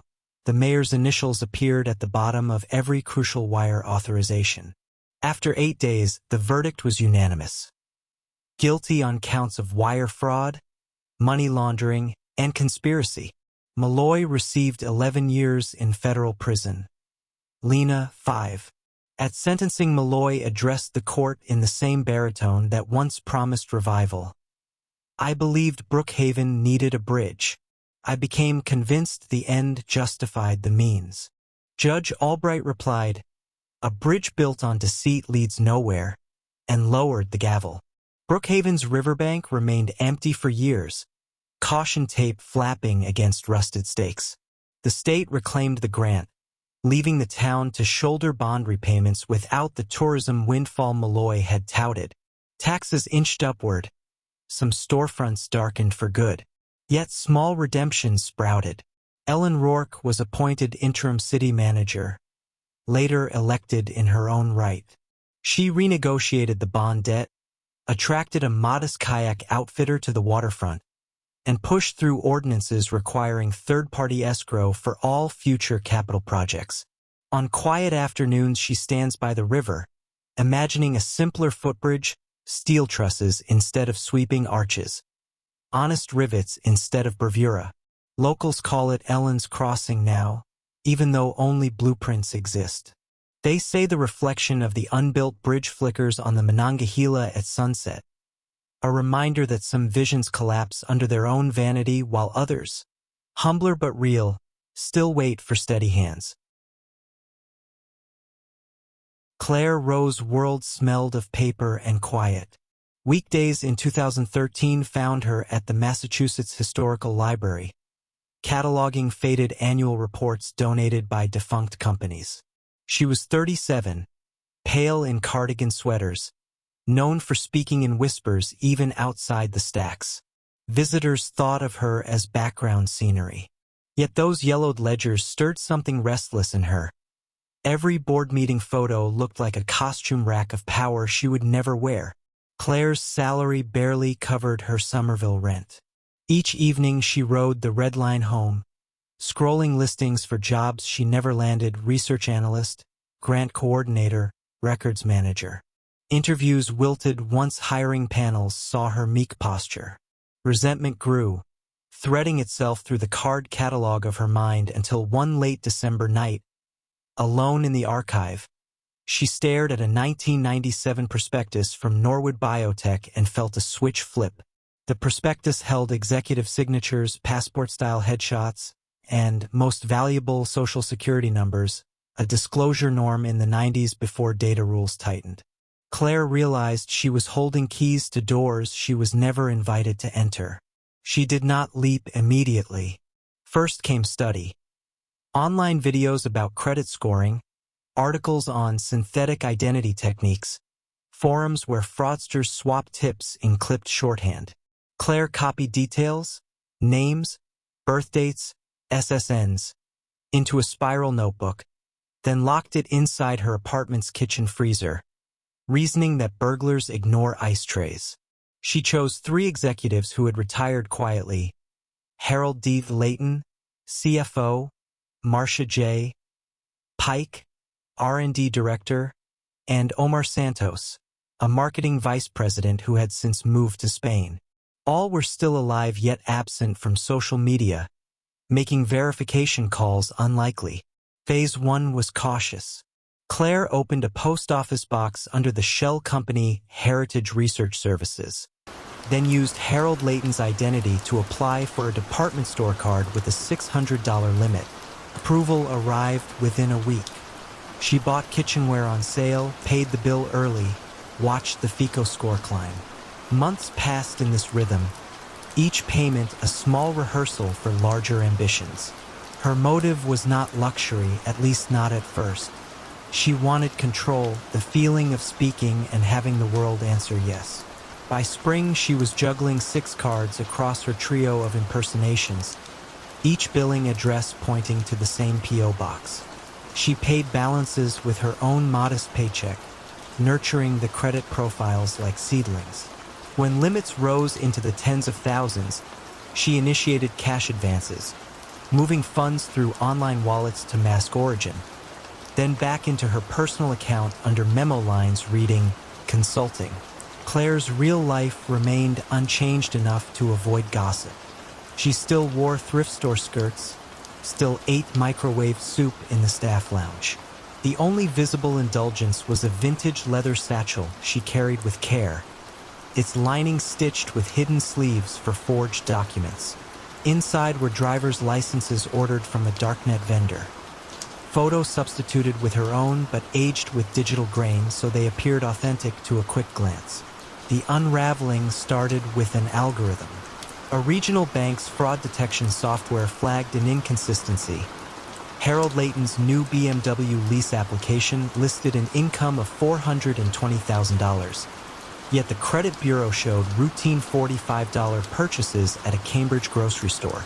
The bank's security officer, Dana Liu, called the phone number on file. Claire's prepaid cell set to Harold's voicemail greeting. Claire answered in a deepened tone, thanked Dana for vigilance, and promised to fax last year's tax return. But she misread the urgency. Dana, suspicious of the delay, cross-checked public databases and found that the real Harold Layton held property in Palm Springs, not Boston. Dana contacted the FBI's Boston field office, where Agent Miguel Ortega specialized in identity theft. Ortega pulled credit pulls from Marcia Pike and Omar Santos and noticed identical P.O. boxes, similar spending patterns, payments originating from a single IP address traced to Claire's apartment building. Subpoenas went out quietly. Comcast logs rolled in.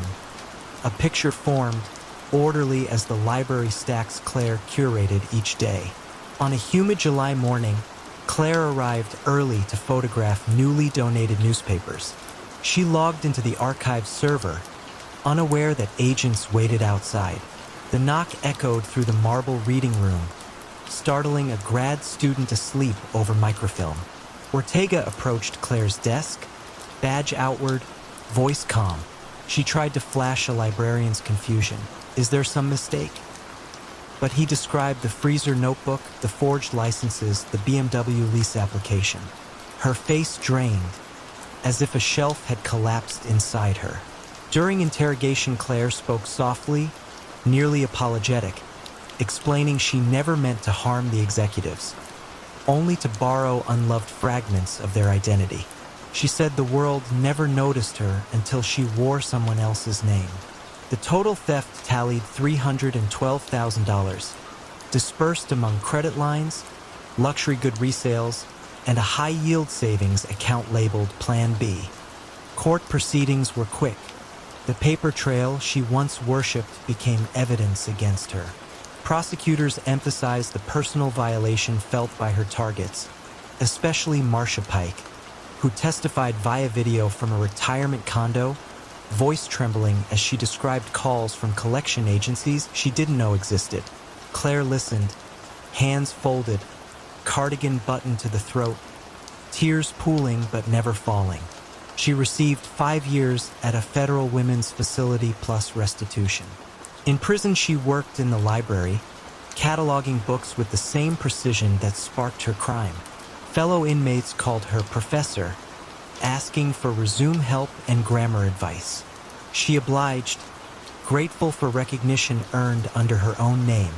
Outside, the Massachusetts Historical Library replaced paper donor forms with encrypted scans and stored sensitive records in a climate-controlled vault accessible only by dual-key entry. A small brass plaque near the entrance now reads, "Data is history, too. Protect it." Agent Ortega lectures new recruits using Claire's case. He holds up photocopies of the forged licenses, the neat notebook columns, and reminds trainees that fraud can bloom wherever paperwork gathers dust. Somewhere among them, he suggests, another quiet employee may already be thumbing through forgotten files, searching for a name bold enough to wear. Ronald "Ronnie" Santoro liked to introduce himself as Miami's condo king, flashing a bronzed smile that seemed to bounce light off Biscayne Bay. The year was 1994, a moment when South Beach was still shaking sand out of its neon-lit revival, and Ronnie sensed an opening. He was 41, hair slicked into a perfect wave, always wearing linen shirts that fluttered just enough to suggest a yacht waited somewhere nearby. What few people knew was that Ronnie's real estate license had lapsed 3 years earlier, and his first development venture had collapsed under a heap of unpaid contractors. He resurfaced with a smoother pitch, pre-construction investment in boutique towers, luxury for locals, he called it, as if the phrase carried moral weight. Ronnie booked a small suite in the Fontainebleau and staged weekend presentations. Coffee urns steamed, pastel renderings lined the walls, and a model of Azure Palms residences. A 30-story glass spindle gleamed under spotlights. He asked for nothing up front except expression deposits, $20,000 per unit, fully refundable. Signed papers promised delivery in 18 months and, more seductively, early buyer equity that would double before the paint dries. Early clients were school teachers, dentists, a retired pilot, ordinary Miamians nursing a hope that the city's next boom might include them. Ronnie handled each with gentle ceremony. First name greetings, hugs on closing, handwritten notes on birthdays. He hired a publicist to seed local tabloids with breathless blurbs. Condo King announces new wave of affordable luxury. By Christmas, he had collected 200 deposits, $4 million, without pouring a single yard of concrete. His secret was a shell ballet. Funds from Azure Palms fed marketing for Coral Vista, a second imaginary tower farther up Collins Avenue. Deposits from Coral Vista moved into an account labeled Mango K Holdings, which kicked money back to the first group in the form of glossy brochures and occasional site preparation photos taken on an unrelated parking lot at dawn to hide the lack of activity. Ronnie called the method rolling escrow. In truth, it was a Ponzi scheme draped in turquoise branding. Permits were a hurdle he sidestepped with forged city letters printed on pilfered letterhead. Appraisal reports came from a college friend whose firm consisted of a fax machine behind a dry cleaner. Everything looked official enough to pass the glance of a hopeful buyer who wanted the dream more than due diligence. By mid-1995, a problem surfaced like rust beneath fresh paint. Buyers began asking for construction visits. Ronnie improvised sunset bus tours that idled beside fenced lots while he waved at imaginary crews, working interior footings. Sunset's dim light masked the barren plots. Gull cries filled awkward pauses.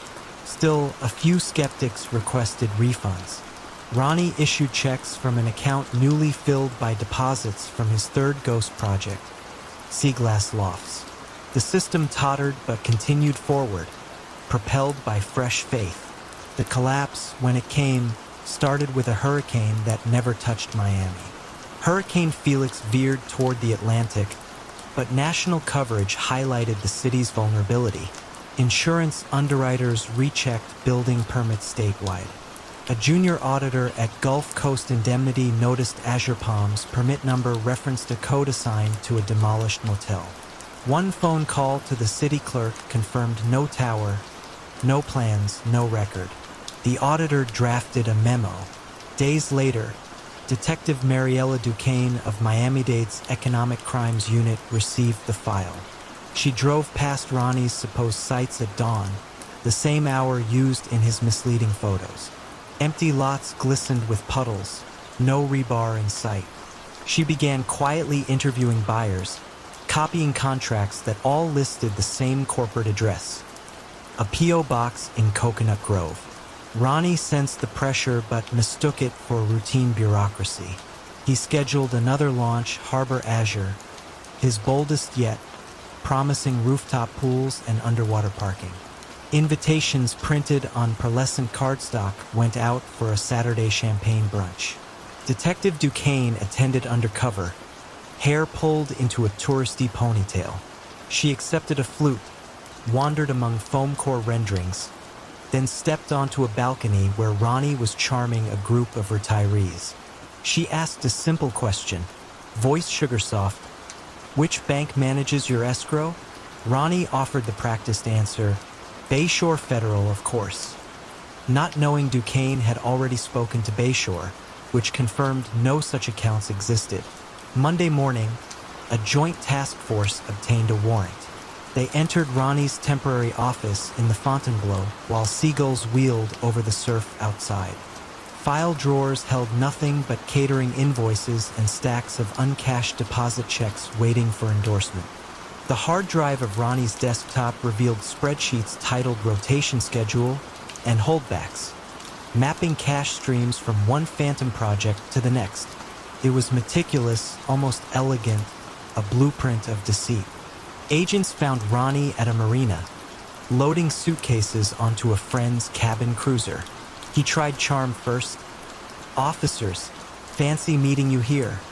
Then confusion, then indignation.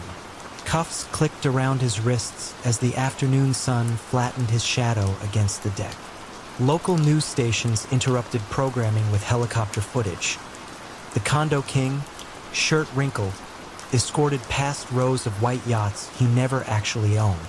The trial in 1997 filled a downtown courtroom with anxious investors clutching pastel brochures that now seemed to mock them.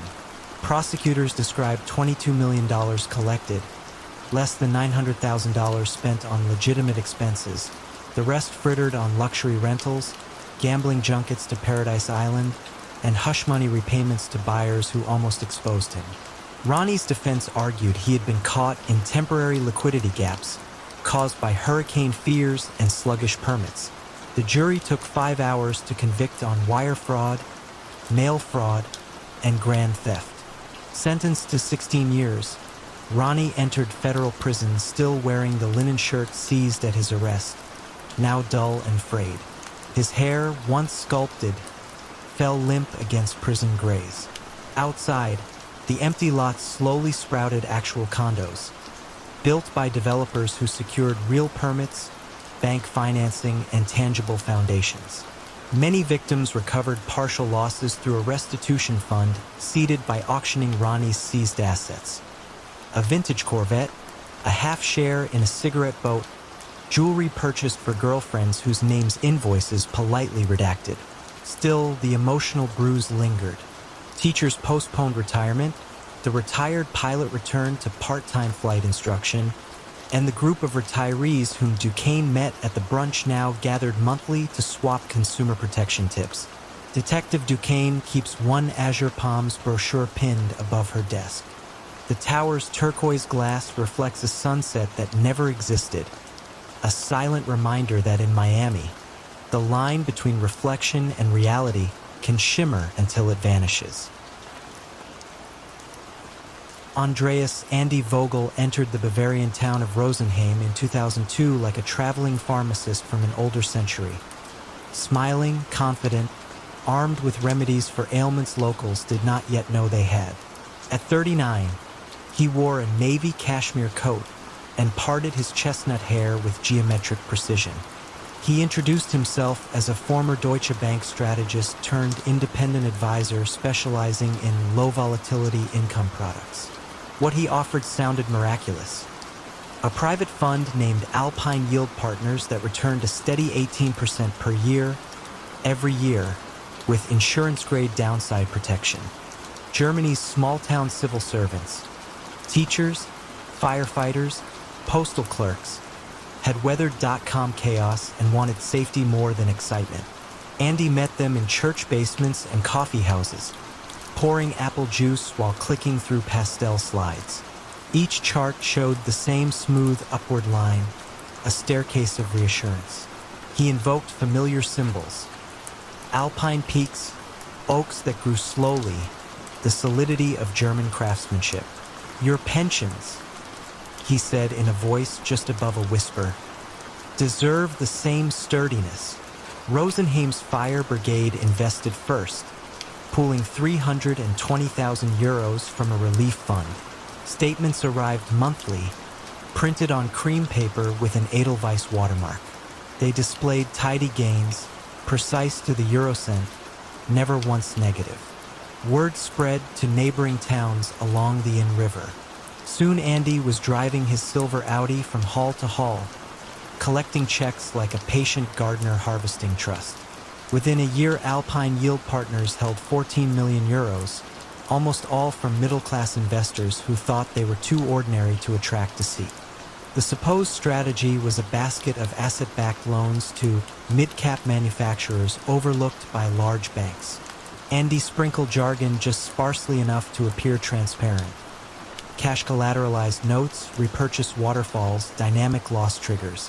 Few listeners understood, but everyone recognized the core promise: 18%, dependable as sunrise. Behind the brochures, Alpine Yield was little more than a checking account at a Munich bank and 2 spreadsheets on Andy's laptop. Deposits flowed in, and for the first 18 months, outflows were minimal. He spent carefully at first: new office furniture, a tasteful lease on a lakeside cottage, a golden retriever named Lucas to complete the portrait of success. Each indulgence felt both earned and temporary, an advance against the larger fortune he would one day legitimize. The first wobble came when a widowed pharmacist asked to withdraw 80,000 euros for her granddaughter's university fees. Andy wired the money the same afternoon, no questions asked, telling himself that liquidity proved credibility. Yet as withdrawals multiplied, unexpected medical bills, a divorce settlement, he realized the balance sheet needed constant fresh inflows. He scheduled more seminars, broadened his radius to Salzburg and Innsbruck, and quietly raised the minimum investment. In 2005, regulators enhanced scrutiny of unlicensed funds after a regional bank collapsed. Andy preemptively hired an external auditor, actually a childhood friend with a dormant accounting LLC. For 4,000 euros, the friend produced a glowing attestation, complete with embossed seal, vouching for Alpine Yield's robust internal controls. Copies went straight into investors' mailboxes, their fears soothed by official-looking paragraphs. But fraud, like rust, accelerates unseen. Andy now skimmed sizable sums to finance a penthouse in Vienna, season tickets at Bayern Munich, and a wine cellar stocked with chateaux names he scarcely could pronounce. Each luxury tightened the knot.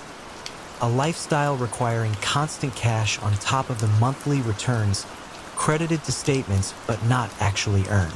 By late 2006, Alpine Yield reported assets of 48 million euros. The true bank balance hovered near 3 million euros. The unraveling began, innocuously, with a summer storm that flooded a textile factory in Kufstein. Local press covered the damage, and an investor casually asked Andy whether Alpine Yield's loan book included that factory. He offered a breezy no, but the question planted doubt. Soon another client requested the fund's prospectus to show his tax advisor. Andy stalled, citing translation delays. Anxiety rippled through the retiree's grapevine.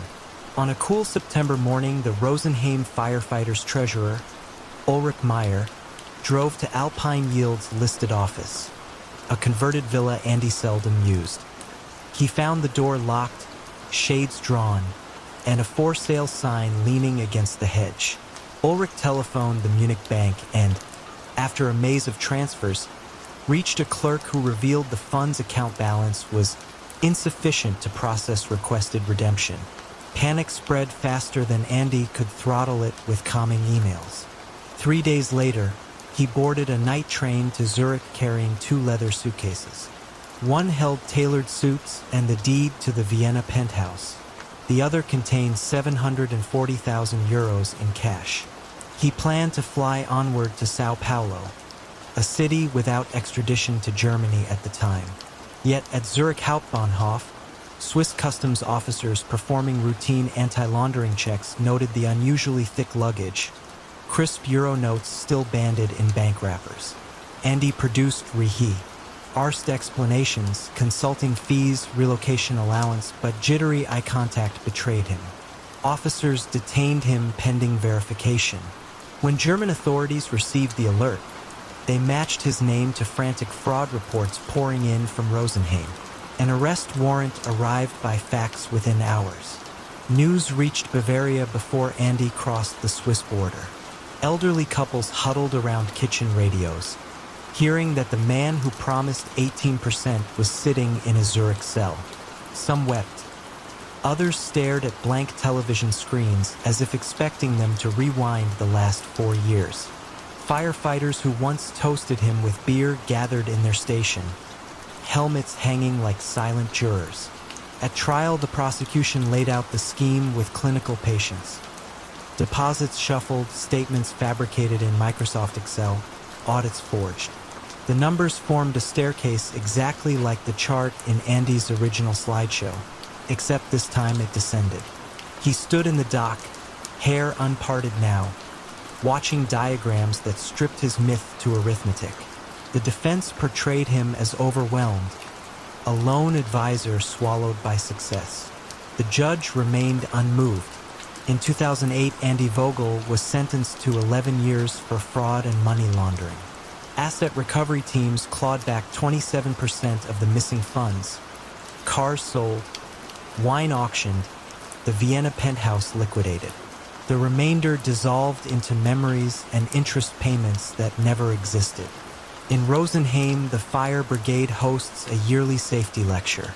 A single empty chair sits at the front row, reserved in silence for the pension whisperer, who once charmed them with promises of steady ascent.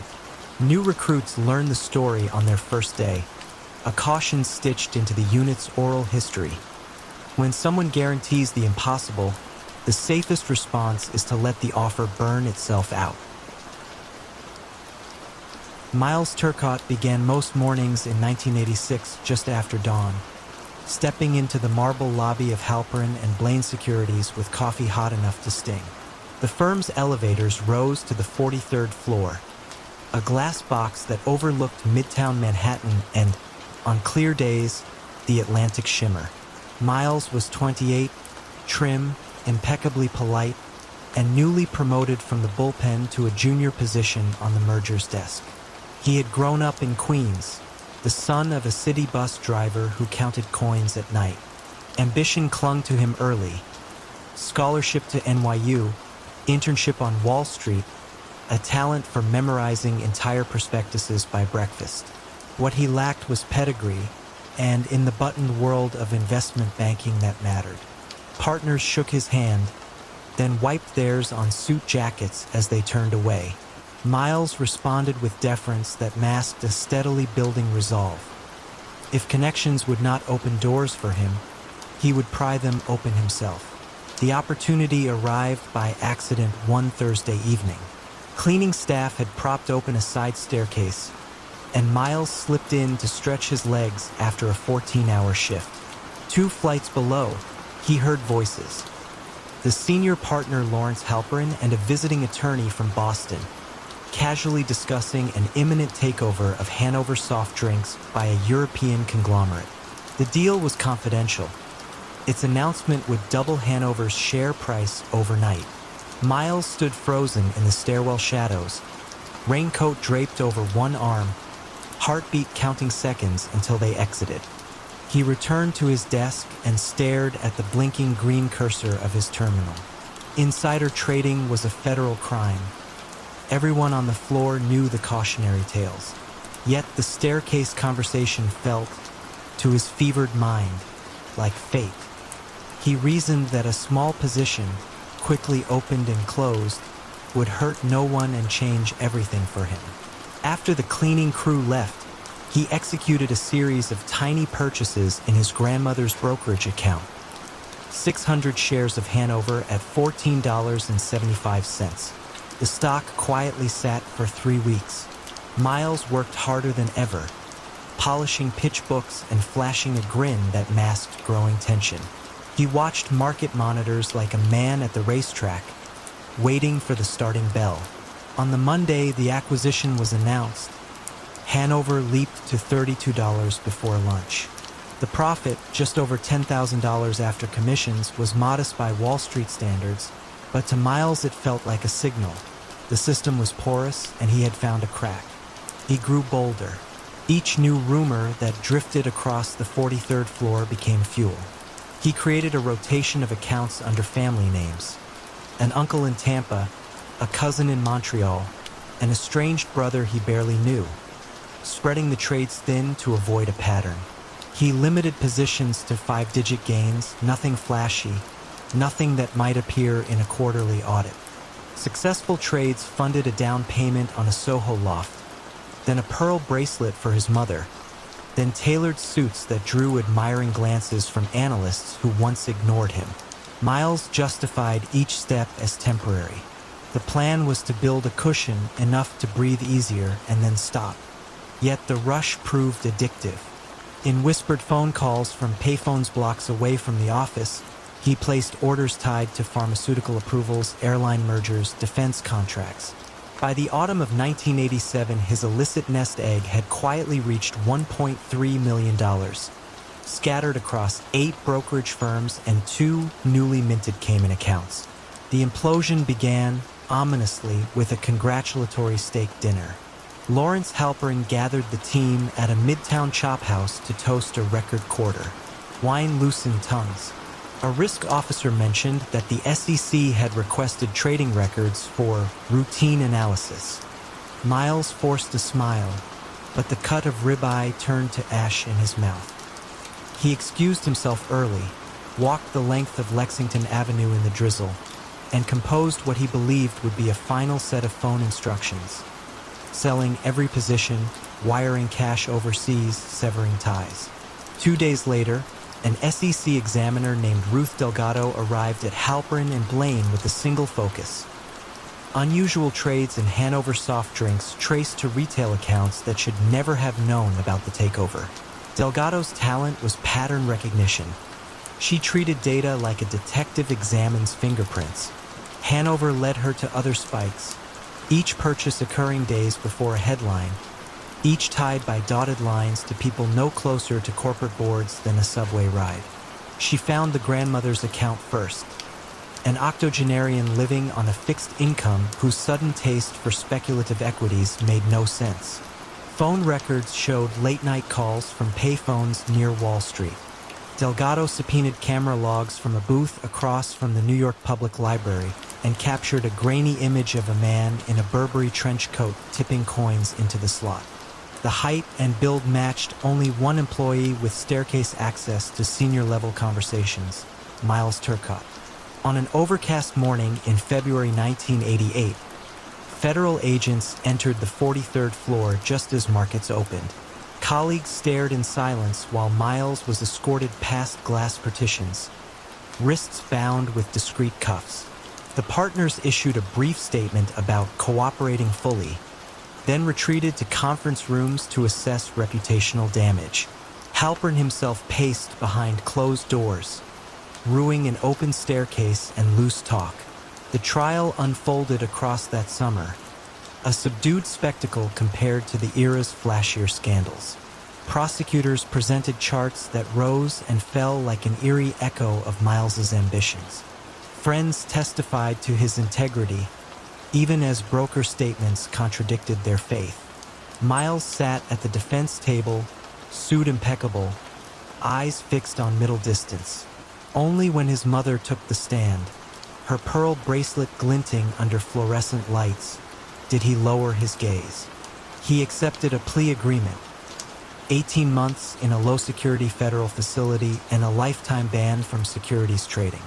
Reporters hoped for fireworks, but none came. Miles expressed regret in measured tones, admitting that each profit only heightened his sense of isolation.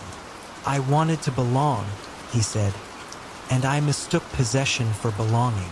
After release, he found work quietly teaching evening classes in basic finance at a community college in Queens, commuting by subway under billboards advertising the firms that once courted his labor. He lived frugally in a rented apartment, the Soho loft long since surrendered to legal fees. Students knew nothing of his past. He explained market ethics with a calm that suggested both warning and penance. On clear days, he sometimes walked to the East River, watching ferries cut the water. From certain angles, he could glimpse the tower where whispers on a staircase had rewritten his life. He would stand a while, hands deep in coat pockets, then turn toward home, the skyline receding behind him like a cautionary mirage. Evan Mercer's cubicle looked like every other in the 13th floor accounting suite of Lakefront Mutual, a respected Chicago insurance firm. A photo of the skyline sat beside a plastic cactus. Soft jazz seeped from his headphones when coworkers passed. He was a quiet 34-year-old risk analyst who seldom lunched with colleagues and always stayed late. Lights dim, screens aglow with spreadsheets no one else bothered to understand. Lakefront's culture prized low-profile diligence, and Evan embodied it. He dressed one notch too conservatively, arrived 10 minutes early, and submitted flawless actuarial models. Managers called him reliable, then forgot about him, exactly the invisibility he cultivated. What they did not see were the small nightly transfers he nudged through the firm's vendor payment system, amounts so modest that no single entry tripped the audit software. Evan routed the funds to a shell company in Delaware named Marquette Solutions, then onward to accounts in Luxembourg. The description on each voucher read, "Catastrophe Reserve Adjustment," a phrase that sounded catastrophically dull enough to be ignored. His motive was simple, resentment baked slowly over years. Evan had entered finance with a master's degree and a head full of algorithms, only to watch louder, flashier peers climb the corporate ladder. Bonuses, corner offices, wine club memberships. He watched them drift upward while he reconciled lost triangles alone under fluorescent glare. By the autumn of 1998, his dissatisfaction hardened into resolve. If the system couldn't recognize his value, he would extract it himself. Phase 1 lasted 18 months. He stole in increments of a few $1,000s, transferring only on Fridays when supervisors were traveling.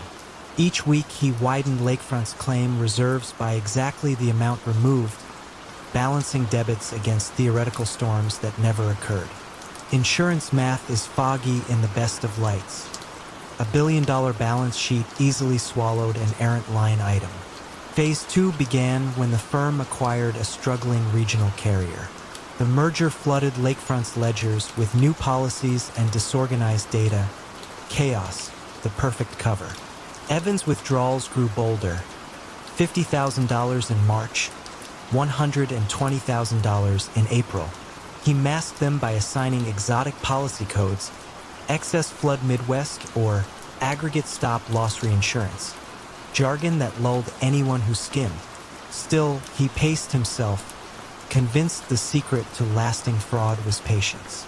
At home, he lived carefully enough to avoid suspicion. He did upgrade from a studio to a modest condo overlooking the river, but he drove the same gray Civic, clipped coupons at Trader Joe's, and vacationed only in off-season months when airfare was cheap. His real indulgence lay buried in offshore statements, a growing sum he checked nightly, screen glow flickering on his glasses like a private aurora. The undoing began with a single unpaid roofing invoice. A small contractor in Peoria had filed a legitimate claim after a hailstorm. The payout stalled because funds allocated to the catastrophe reserve were, unbeknownst to anyone, already siphoned off. A junior adjuster kicked the discrepancy upward. Internal auditors opened a routine inquiry, certain it was a clerical error. They spotted patterns, reserve accounts whose balances fluctuated strangely at month end, vendor codes that appeared nowhere else in the system, a Delaware LLC with no physical office. Auditors summoned Evan on a humid Tuesday morning. He walked into conference room carrying a legal pad, steady smile fixed in place. They asked about Marquette Solutions. He claimed it was a reinsurance affiliate, a common arrangement. When pressed for paperwork, he promised to retrieve it after lunch. He never returned. Closed-circuit footage later showed him exiting the building calmly, discarding his security badge into a planter, then boarding an outbound train to O'Hare. He wore a navy blazer, carried one small backpack, and left behind an apartment stripped of personal photos.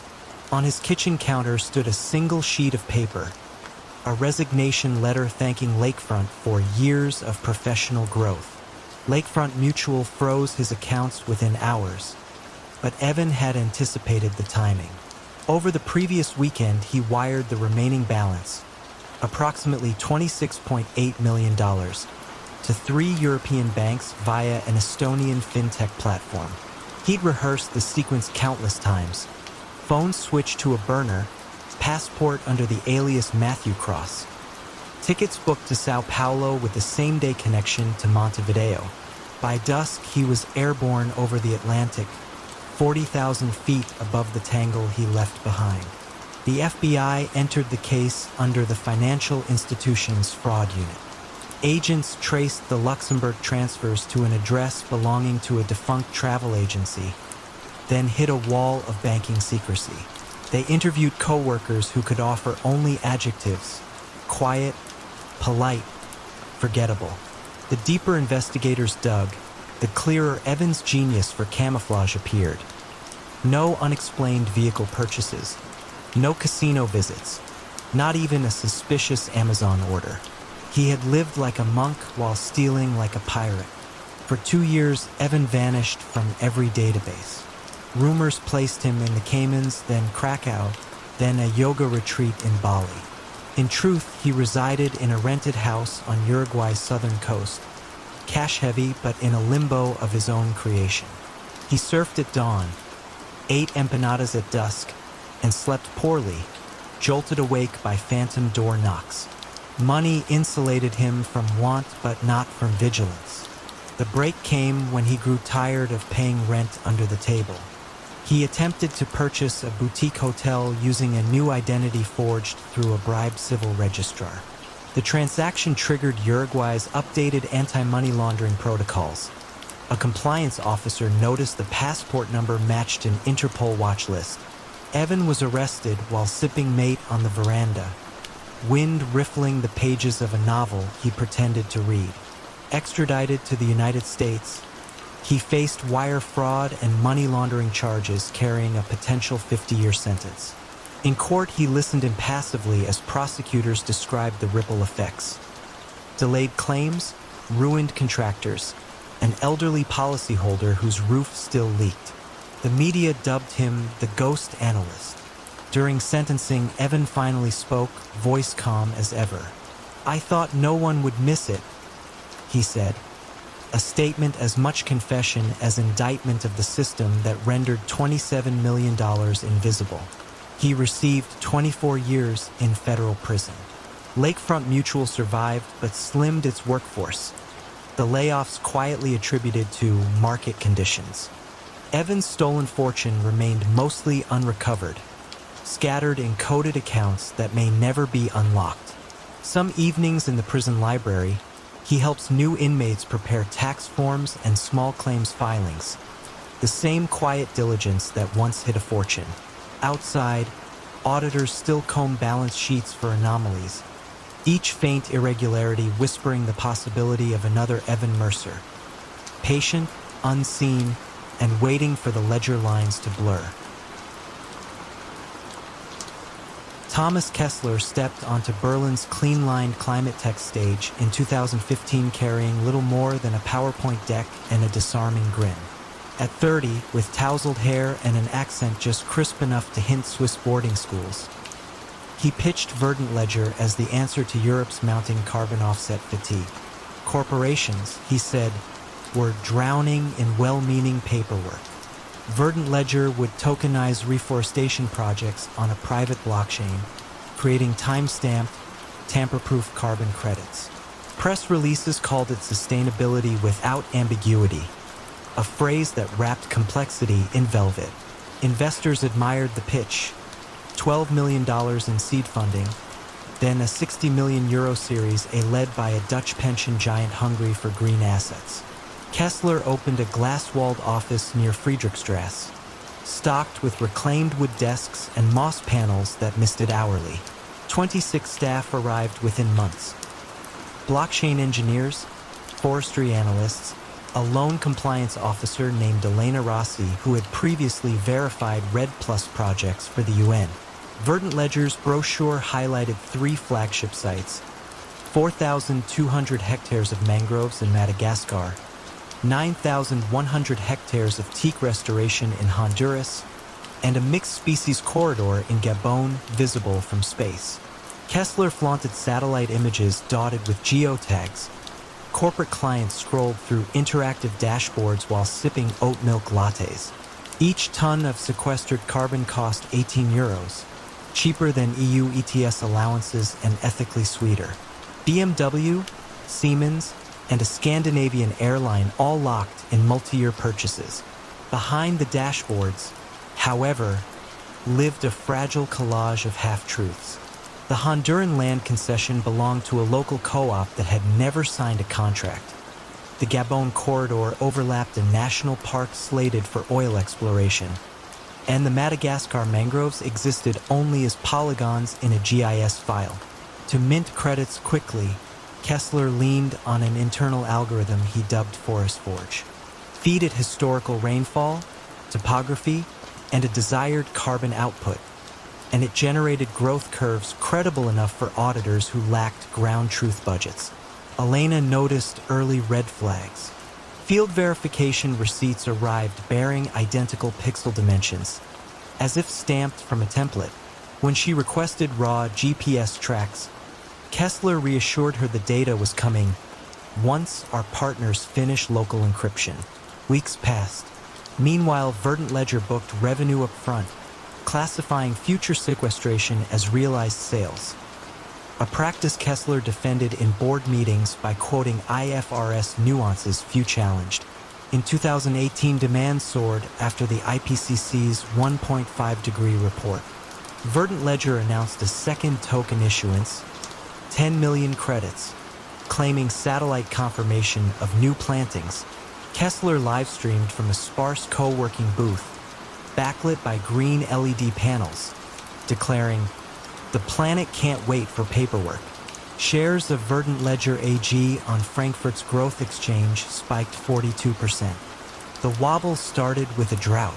Remote sensing graduate student Lars Muntz scraped Sentinel-2 imagery for his thesis on tropical afforestation. He expected to see canopy expansion over Verdant Ledger's Honduran parcel. Instead, he found patchy scrubland and, in places, bare soil.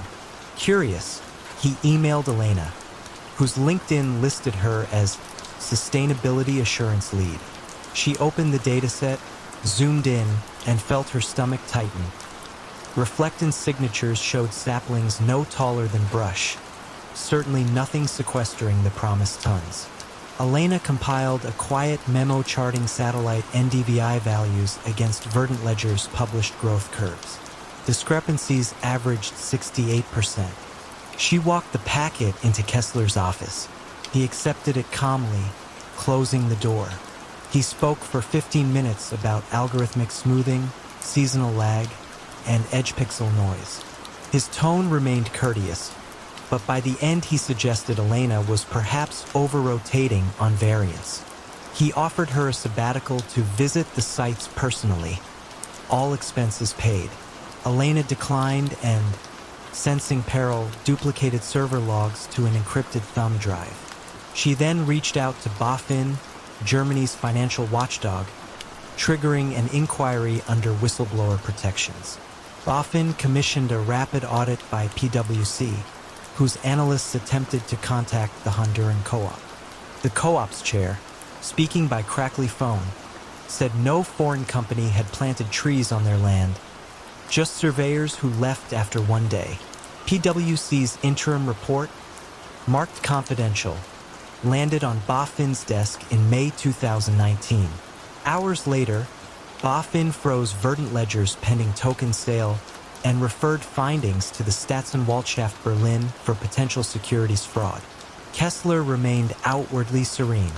He convened an all-hands meeting, blamed regulatory overreach, and promised swift clarification. Yet employees noticed he stopped cycling to work, arriving instead in a black Tesla with tinted windows. Finance staff saw unusual transfers, Euro 4.8 million wired to a Singapore entity labeled Seaglass Ventures.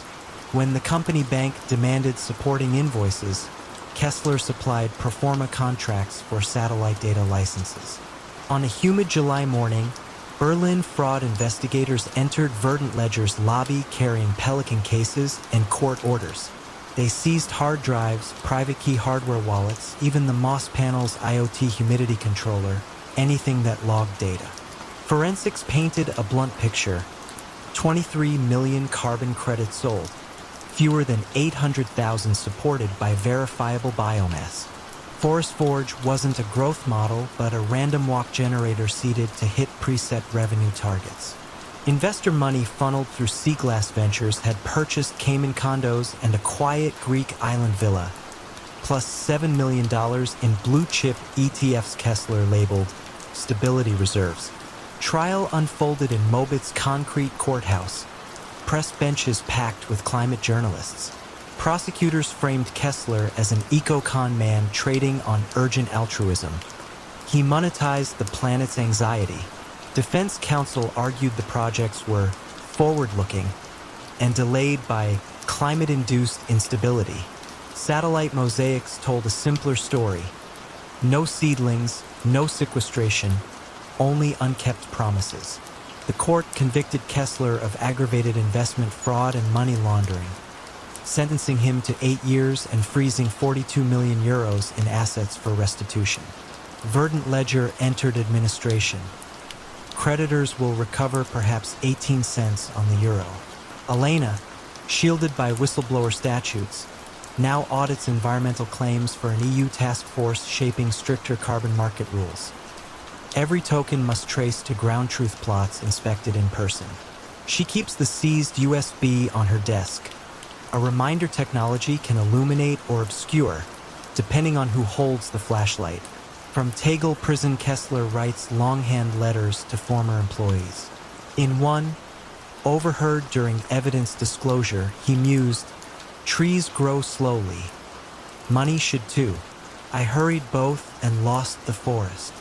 Outside, real saplings in real soil grow on their own timetable, indifferent to ledgers, tokens, or the humans who once tried to mint profit from their imagined shade.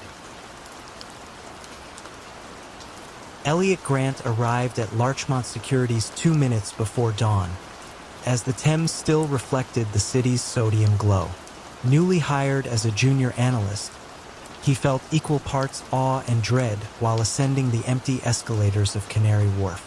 Larchmont's trading floor, 3 stories of glass, screens, and murmured forecasts, was whispered about in business schools as the place where fortunes appeared out of thin air. What no brochure mentioned was that the firm's real engine worked after sunset, in hushed phone calls and coded texts that never grazed a Bloomberg terminal. At the center of that undercurrent stood Victoria Havers, head of European mergers. She was in her mid-40s, with the posture of a dressage rider and a smile that rarely reached her eyes. Colleagues called her the Oracle, half in reverence, half in fear, because Victoria anticipated corporate takeovers with uncanny precision. When she recommended a client buy shares of a sleepy Dutch chemical maker, the company received a $6 billion acquisition offer a week later. When she hinted that a Spanish telecom giant looked overvalued, its shares plunged on rumors of accounting trouble none had yet reported. Elliot, assigned to Victoria's team, watched her work with almost childlike wonder. Late evenings, he delivered printouts to her corner office, where she sat alone, humming faintly, eyes fixed on nothing visible. One night, he risked a question. "How do you forecast events nobody else sees?" She lifted her gaze, amused. "There's always a whisper before the storm," she replied. "If you know which corridors carry sound." Elliot soon noticed irregularities. Victoria's instructions were oddly timed.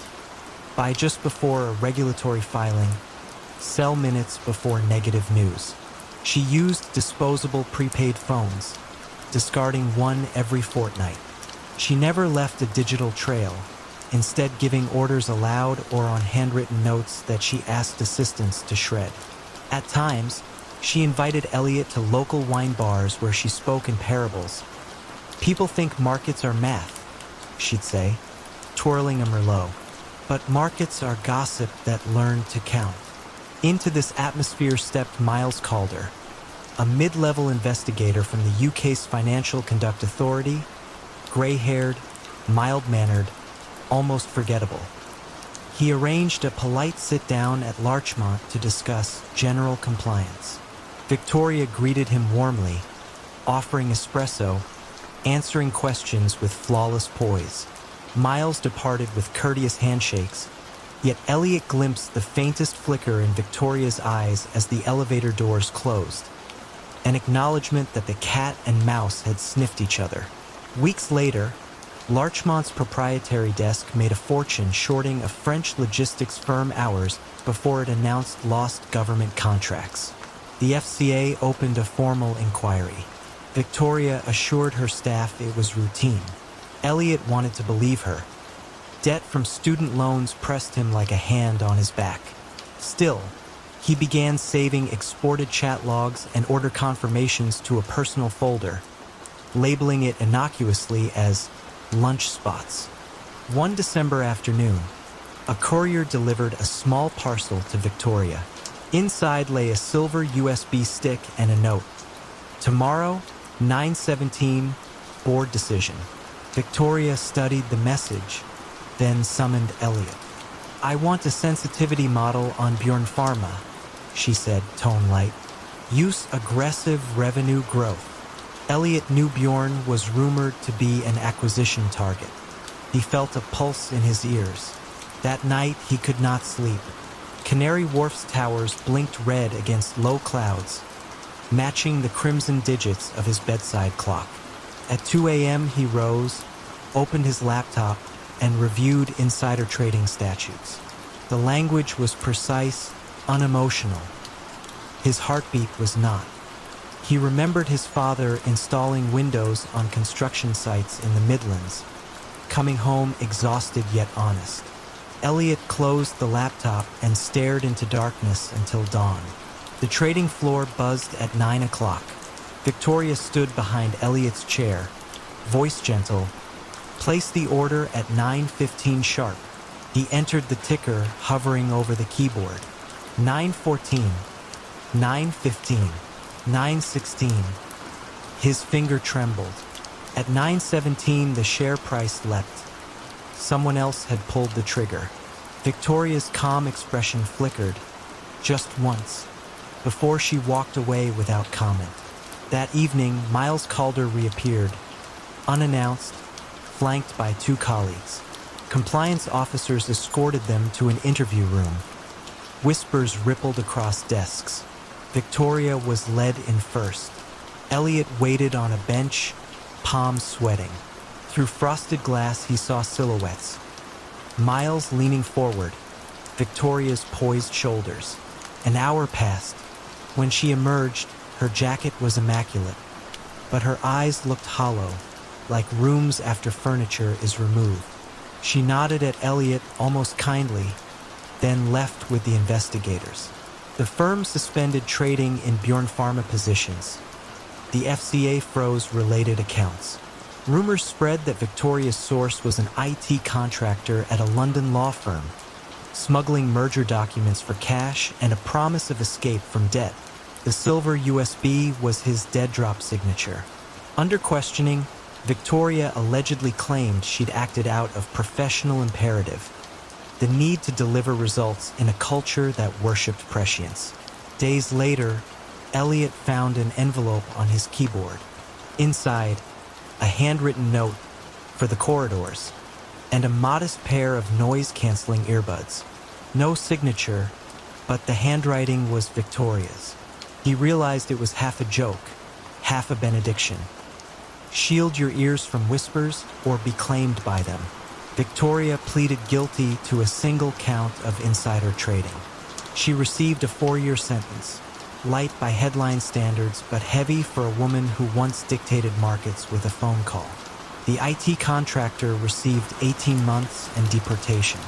Larchmont paid £140 million in fines and settled a civil suit with aggrieved shareholders. Analysts on television shook their heads, feigning surprise, while secretly recalculating models to account for the cost of integrity. On a chilly March morning, Elliot walked along the riverbank, Canary Wharf's towers mirrored in still water. He no longer worked at Larchmont. He had taken a compliance role at a pension fund, far from the hum of trading floors. Occasionally, he reached into his coat pocket and touched the earbuds. He had never used them. Instead, he kept them as a talisman, a reminder that silence is not absence. It is the space where choices echo longest. He paused beside the water, listening. The city hummed. Buses, footsteps, distant sirens. Somewhere, corridors still carried whispers. Elliot exhaled, turned away from the glass skyline, and followed a quieter path toward the morning light, where rumors held less power and numbers, perhaps, could breathe the rare air of truth. Stefan Adler arrived in Copenhagen's cleantech scene in 2011 like a gust off the Kattegat, fresh, brisk, full of promise. At 38, he possessed a resumed tune to Denmark's green zeitgeist. Masters in mechanical engineering from ETH Zurich, a stint at Vestas, and photographs of himself in orange safety gear atop nacelles at sunset. The photos traveled well in pitch decks for his new venture, Nordic Aurora Renewables. Adler's idea sparkled. Repower shut down coastal factories into micro wind farms feeding directly into municipal grids. He spoke in kilowatt hours, not euros, assuring mayors they could harvest their own weather. To investors, he offered something sweeter, 10% annual yield from power purchase agreements already in negotiation.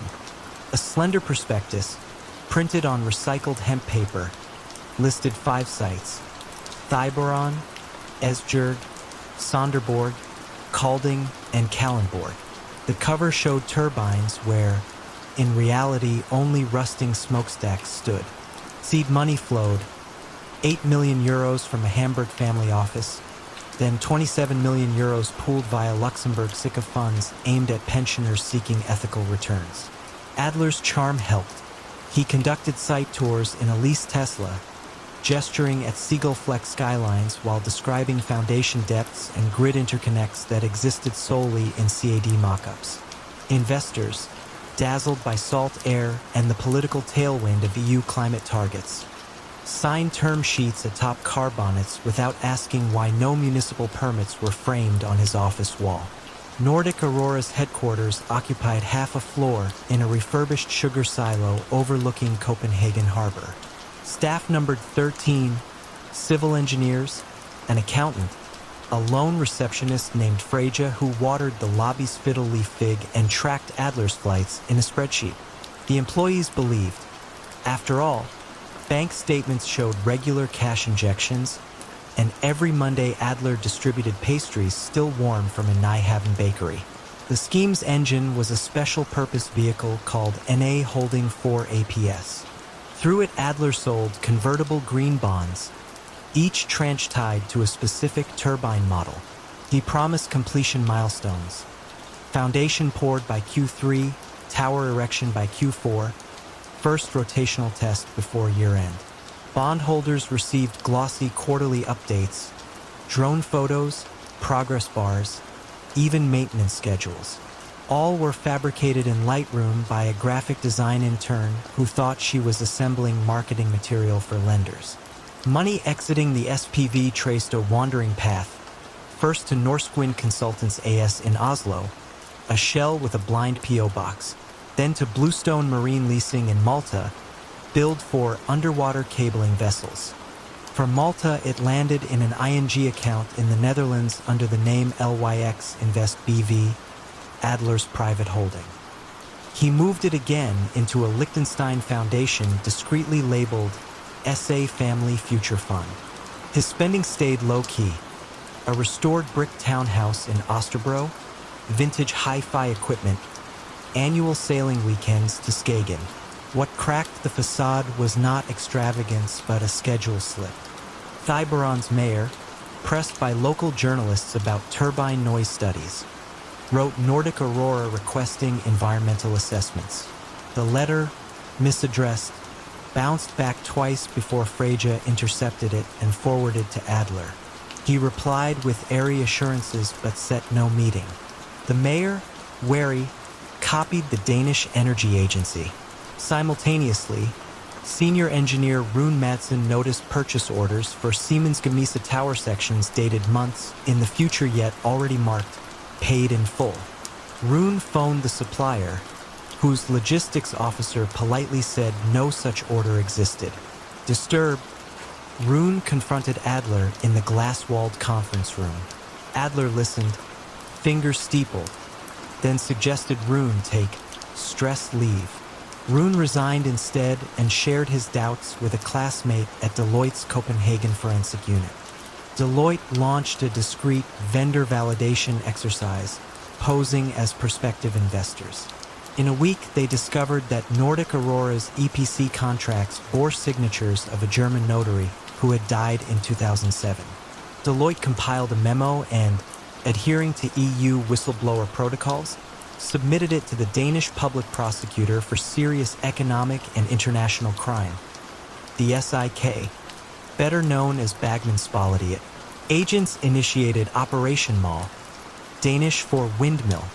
They subpoenaed bank records, finding outward transfers totaling €49.6 million against inward investment of €51.3 million, nearly every euro rerouted. Crucially, grid connection guarantees Adler touted in presentations did not exist. Energinet, the Danish transmission operator, had never received applications for the 5 sites. On a gray October dawn in 2019, 2 unmarked Skoda wagons parked outside the sugar silo office. Adler arrived moments later, helmet in hand from a supposed site inspection. Inside the lobby, Freja offered the usual coffee. Instead, agents stepped forward, badges raised. Adler froze, eyes on the fiddle leaf figure. During the search, Investigators cloned laptops, seizing a DSLR whose memory card held hundreds of turbine photos. Metadata revealed they were shot outside a Spanish wind farm 1,800 kilometers away. In custody, Adler wavered between defiance and weary candor. He claimed he planned to catch up construction once a final €20 million bridge round closed, a classic Ponzi confession. Faced with routing number spreadsheets thicker than a maritime atlas, he signed a statement admitting misappropriation. Trial unfolded in the Fredericksburg courthouse, wood-paneled and smelling faintly of varnish. Pensioners traveled from Hamburg clutching bond certificates. A Kallenborg schoolteacher testified she invested classroom fundraising money earmarked for solar panels. Adler's defense argued the projects were temporarily delayed, blaming regulatory labyrinths and currency swings. Prosecutor Meta Luga held up a map. These turbines live only in Mr. Adler's PowerPoint. The jury needed one day. Guilty on counts of fraud, forgery, and money laundering. Sentence: 7 years, assets forfeited. Nordic Aurora dissolved. The sugar silo floor now hosts a biotech startup. The fiddle leaf fig survives, tended by new interns unaware of its past. Denmark installed stricter due diligence rules for green bonds, requiring third-party verification of physical progress before capital release. Investors learned to distrust drone photos without GPS tags. From Nyborg State Prison, Adler writes proposals for renewable energy education programs, bartering expertise for reduced chores. He no longer speaks of harvestable weather. Instead, he tells visitors the wind is predictable only in one respect. It eventually changes direction, exposing everything left unanchored beneath. When Helping Hands International moved its headquarters from Baltimore to Washington, D.C. in 2014, donors welcomed the upgrade. A polished office near DuPont Circle felt worthy of a nonprofit that airlifted medical kits into disaster zones. At ribbon cutting, board members thanked one man above all: William Bill Hazelton, the newly hired chief financial officer. Bill appeared born for donor dinners. Tall, silver-templed, a gentle laugh that blended into clinking glassware. Reporters noted how easily he translated spreadsheet jargon into human stories. The press dubbed him the CFO with a heart. Bill's first accomplishment was speed. Within 6 months, he claimed to have untangled a backlog of restricted grants, releasing $12 million toward field hospitals in South Sudan and portable dialysis units for Haiti. Program directors, long hobbled by red tape, praised him. He answered emails at 2 a.m., approved per diems in minutes, and occasionally wired extra funds to field offices to keep momentum. Nobody questioned the urgency. Suffering never waits. His second accomplishment lay buried in the general ledger. While migrating the charity from QuickBooks to a cloud ERP, Bill introduced a shell entity called Bethesda Procurement Partners.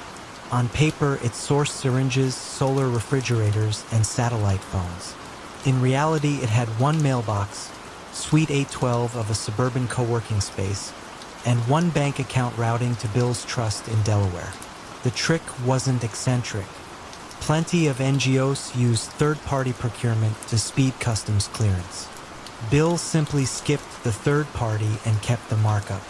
The sum started small: $18,400 on a shipment of blood typing kits, then $42,000 for field deployable IT routers.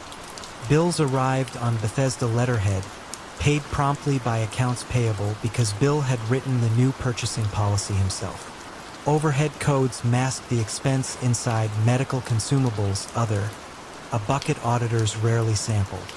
Each quarter bill rounded the markup figure up or down so the totals ended in zeros. Clean numbers soothe anxious boards.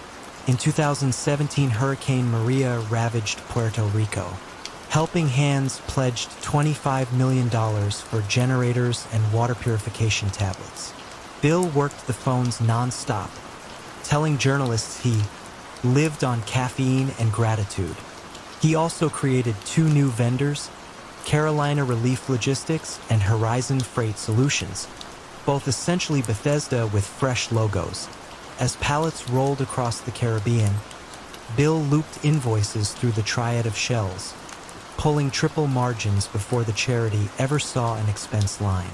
By spring 2018, his private take neared $6.3 million.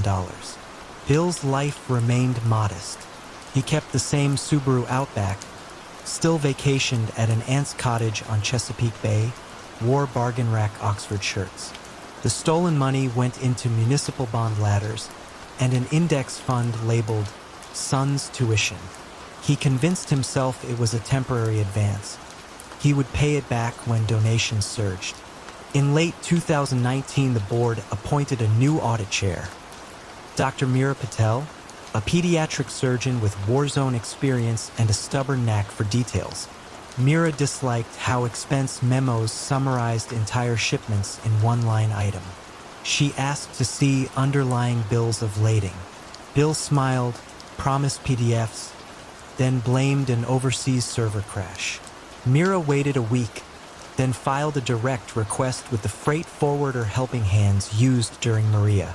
The forwarder replied, they had never heard of Carolina Relief Logistics. Alarmed, Meera hired Grant Thornton for a targeted controls review. Two forensic accountants camped in an unused conference room, cloning hard drives after hours. Within days, they found a pattern of consecutive vendor numbers, Bethesda, Carolina, Horizon, each set up from the same IP address, Bill's office desktop. More troubling, several South Sudan wire transfers never arrived. Field surgeons had purchased gauze and antibiotics in street markets on credit, assuming HQ would reimburse them later.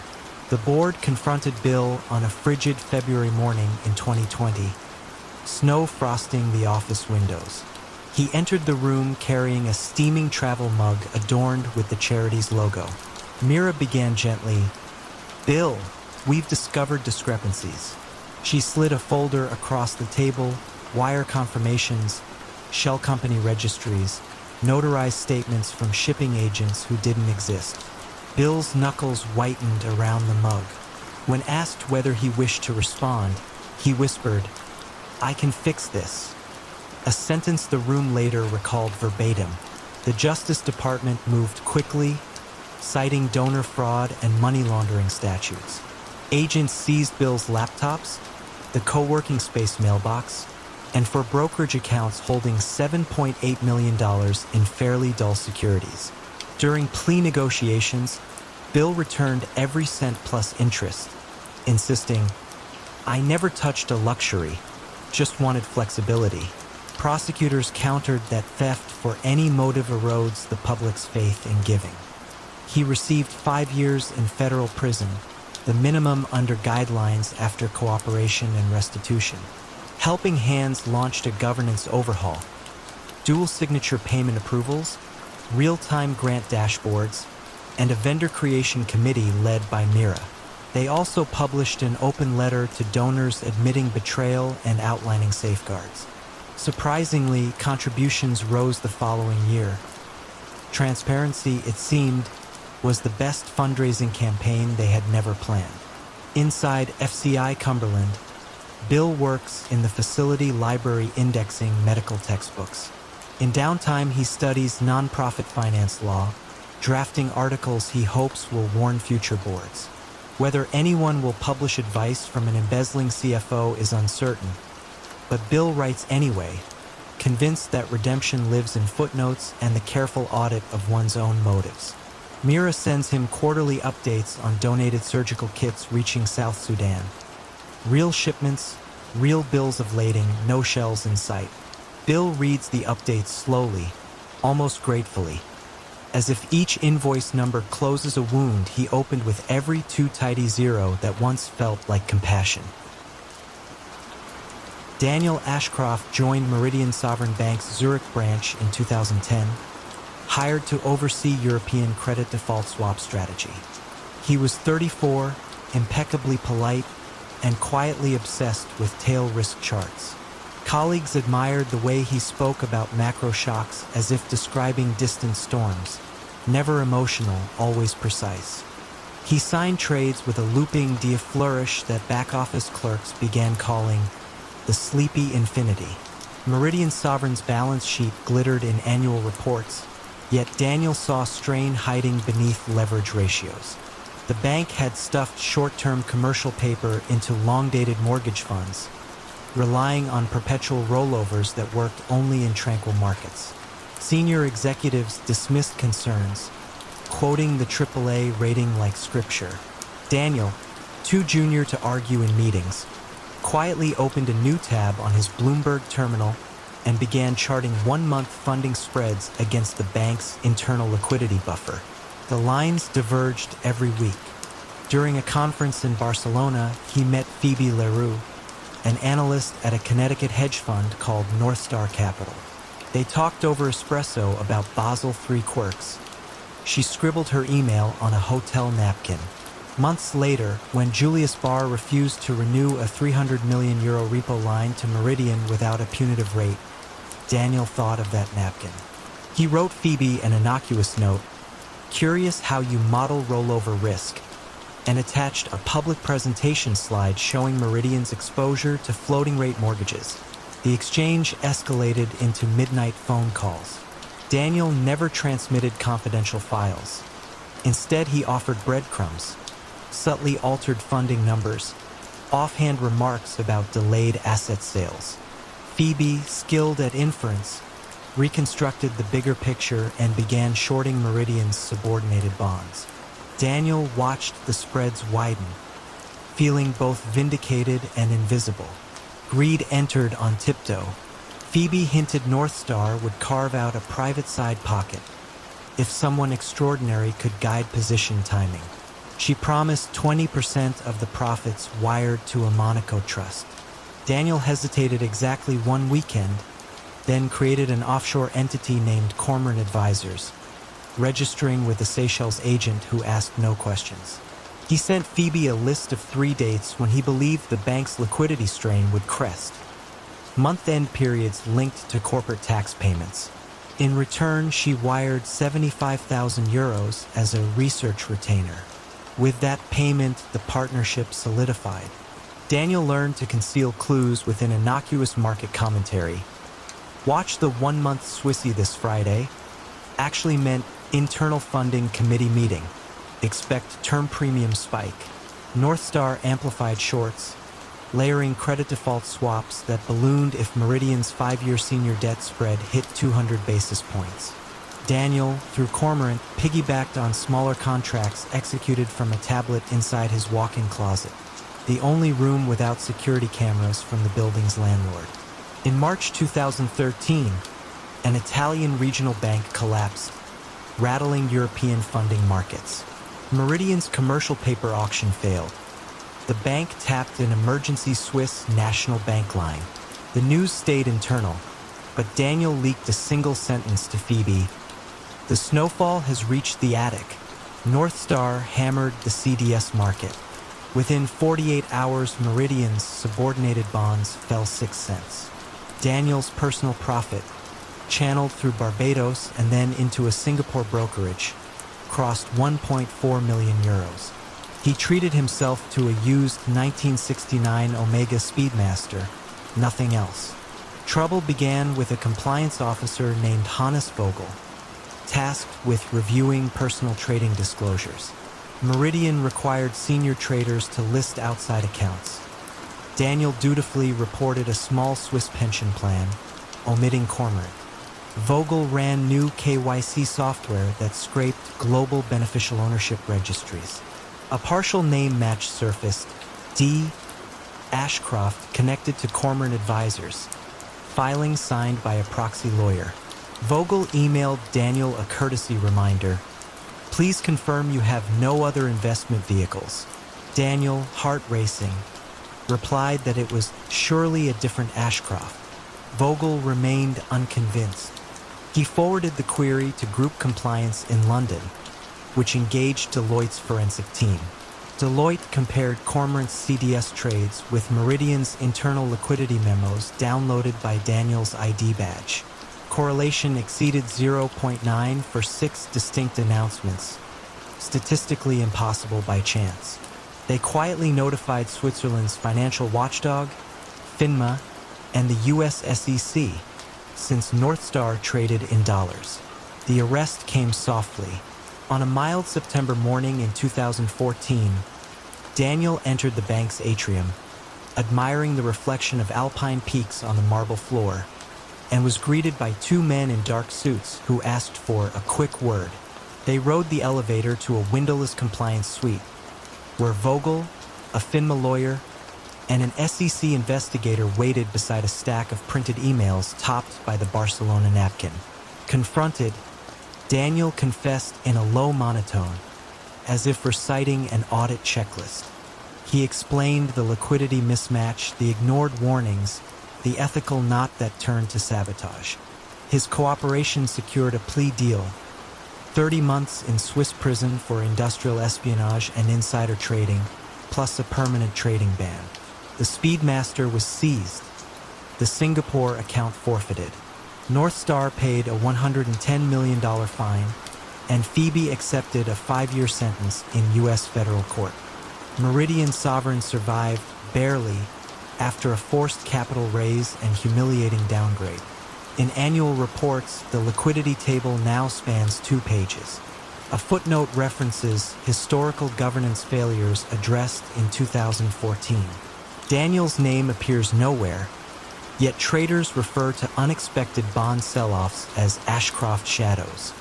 From his cell overlooking Lake Luzerne, Daniel tutors fellow inmates in basic finance. He writes risk essays for an ethics journal under a pseudonym, arguing that silence inside institutions is the most expensive asset of all, a commodity he once sold against his own signature until the market inevitably called it back. When Horizon Nanotech moved its headquarters from Turin to Rotterdam in the spring of 2017, the press releases celebrated a bold new leadership team.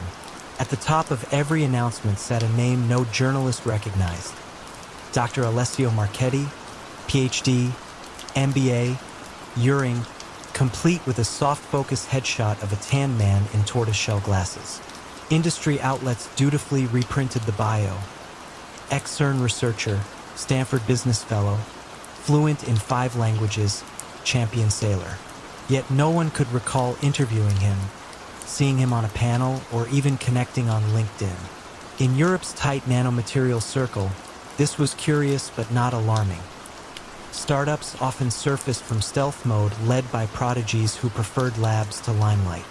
Inside Horizon's glassy new offices, the CEO's suite stayed perpetually dark.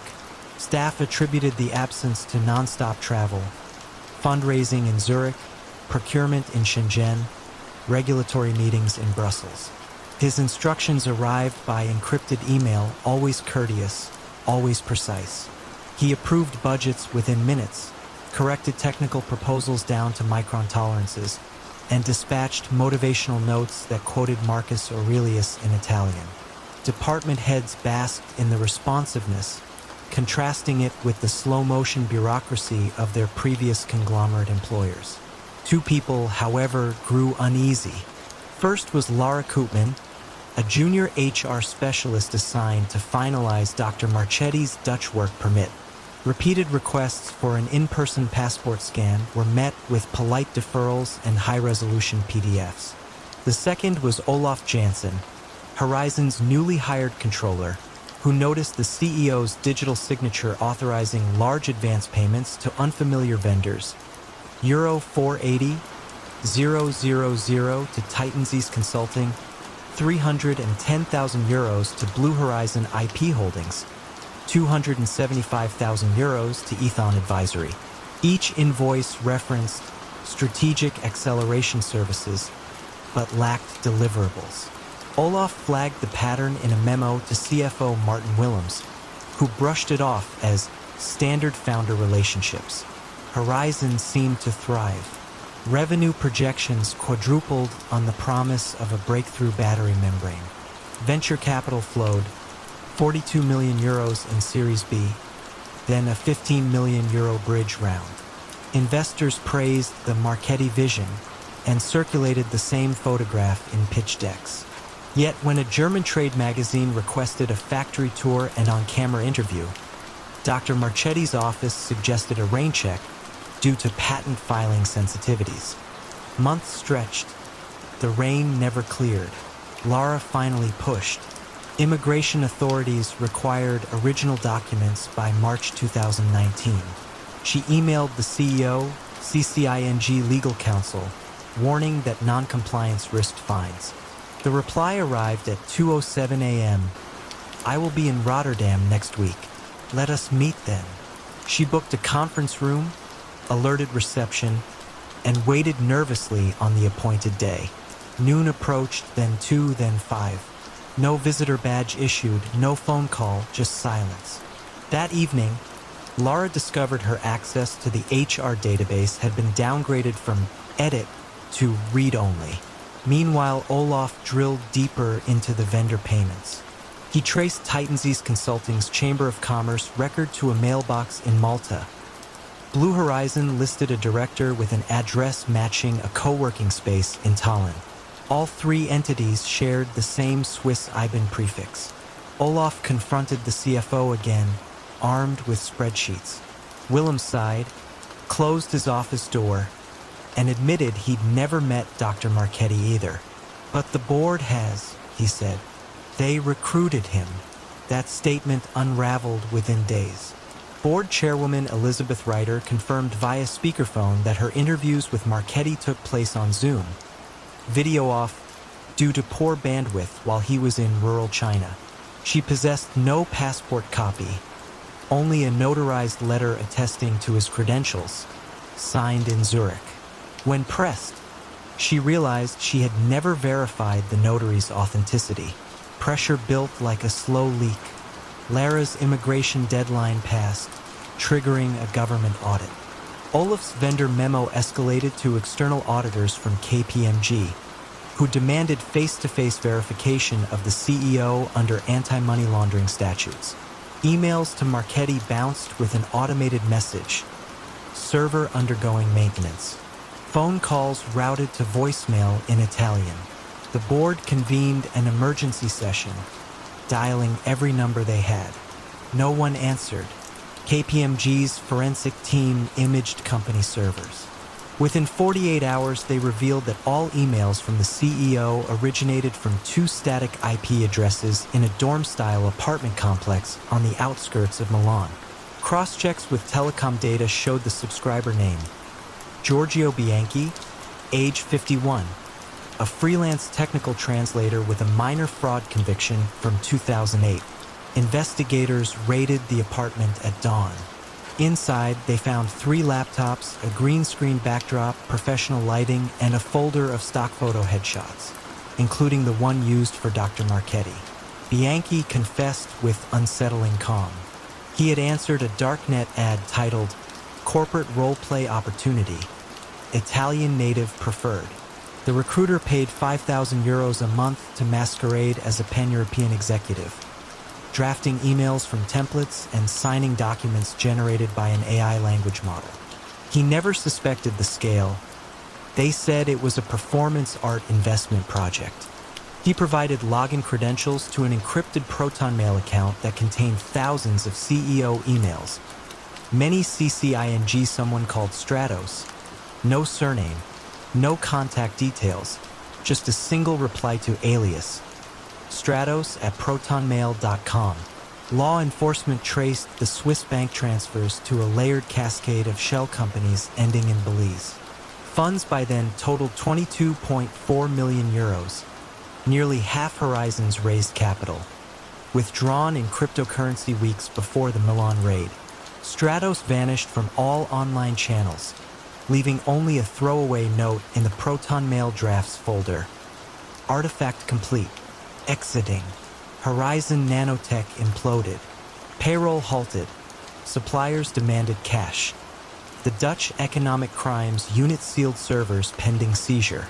Employees gathered in the cafeteria, stunned that the charismatic, omnipresent CEO had been nothing more than a well-crafted phantom.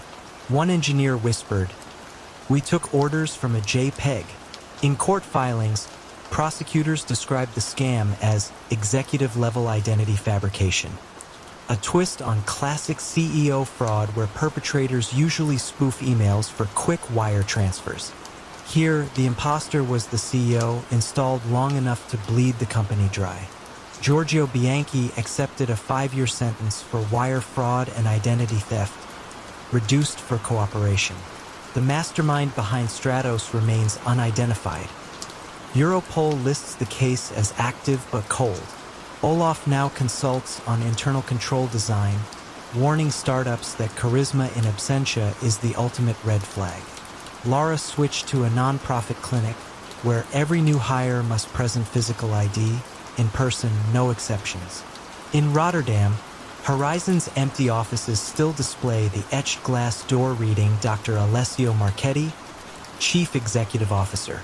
Cleaners pass by each evening, wiping fingerprints that were never his on a nameplate that belonged to nobody at all. Julian Hart joined Midland's Health Network in Minneapolis during the snowy January of 2012, hired to maintain the hospital system's aging Oracle payroll database. He was 31, lanky, slightly stooped from years at a keyboard, and spoke in short, precise bursts. Syntax formed his comfort zone. Executives liked him because he never used tech jargon at board meetings. Nurses liked him because he fixed badge scanner glitches at 3 in the morning without complaint. In a world where IT staff often arrived with fanfare and left finger-pointing, Julian faded pleasantly into the background. During quarterly town halls, however, he watched CFOs praise record revenues while announcing another temporary wage freeze for non-clinical staff. Julian earned $72,000, respectable but static. Meanwhile, freshly hired consultants billed $300 an hour to install modules he already knew better than they did. Resentment calcified into curiosity. How hard would it be to direct a slice of the billion-dollar payroll towards someone more deserving, namely him, without anyone noticing? The idea sharpened one night in 2014 when he stumbled upon a forgotten user table labeled archive_term_2008. Inside slept thousands of former employees, orderlies, receptionists, part-time paramedics. Most entries still carried valid social security numbers, addresses, and pay grades. Julian wrote a simple PL/SQL script to reactivate one record, Fayetta L. Johnson, dietary aide, terminated March 17, 2009, but changed her bank routing to a prepaid debit account he opened under a Wyoming LLC called Northern Aurora Services. He scheduled Fayetta for 24 hours of weekly work at $14.90 an hour, just below overtime thresholds. After 2 pay cycles, totaling $715 net, a green debit card arrived at Julian's apartment mailbox. The hospital's books balanced. No one complained. No red flags appeared. Greed, like software, iterates. Julian refined the script, weaving a logic loop he named Spectre_Run. Every second Friday, Spectre_Run picked a handful of archived employees with low pay grades, reactivated them for one cycle, and then auto-terminated them again, leaving human resources dashboards clean. Deposits routed to an array of fintech checking accounts tied to fresh LLCs, Polar Meridian Consulting, Glacier Spirit Logistics, and others whose names sounded too dull to invite scrutiny. Each ghost earned between $600 and $1,100 per check. Spread across a $38 million biweekly payroll, the siphon registered as a rounding error 0.37% at peak. Julian avoided flashy spending. He still drove his dented Civic, still brought microwave dumplings for lunch. The stolen funds, roughly $18,000 a month, flowed into index ETFs and, later, a cautious stake in Bitcoin when it traded near $400. He convinced himself this wasn't theft so much as rebalancing incentives. Nurses overstretched, coders underpaid. He was merely correcting an equation upper management ignored. Mid-2017 introduced an unexpected variable. Midlands hired Lois Becker as Director of Internal Audit. Formerly with Deloitte's forensic unit, Lois believed data told stories if one asked the right questions. Her first project involved reconciling W-2 counts against active headcount reports. The numbers misaligned, 8,622 W-2s issued, but only 8,393 employees on December 31st. A gap of 229 forms seemed small, yet odd. She requested a random sample. Within hours, she spotted a pattern. The extra names clustered in lower pay bands and exhibited zero withholdings for health insurance or retirement. Ghosts? She mused, or perhaps contract temps. Lois pulled termination dates. Many employees appeared to have left years ago, only to reemerge for 1 or 2 pay cycles, then vanish. She drafted a memo to HR, copying Julian as database liaison, asking for audit logs and password histories tied to each reactivation. Julian felt the chill immediately. He crafted a reply blaming an archival flag glitch, introduced by a vendor patch. Lois asked for vendor contact details. Julian promised to circle back. That weekend, he drove to a Duluth cabin he'd quietly purchased with crypto gains. Inside, he rewrote Spectre_Run to erase itself after the next execution, then wiped Shell LLC bank accounts, funneling balances into Monero to sever traceability. He considered quitting, yet resigning suddenly would scream guilt. Instead, he planned an orderly exit, purge the ghosts, transfer his legitimate 401k, and accept a job offer he'd nurtured at a medical software startup in Austin. Lois accelerated faster. She placed a help desk ticket demanding full server logs the following Monday. Julian intercepted it at 8:13 a.m., but before he could tamper, the system blocked his admin credentials. Lois had involved cybersecurity, who locked down root access. At 10:02 a.m., Julian was summoned to Conference Room D, where Lois sat flanked by the hospital's general counsel and 2 agents from the U.S. Secret Service's Minneapolis field office, Electronic Crimes Task Force. The agents asked whether he preferred water or coffee. He chose neither.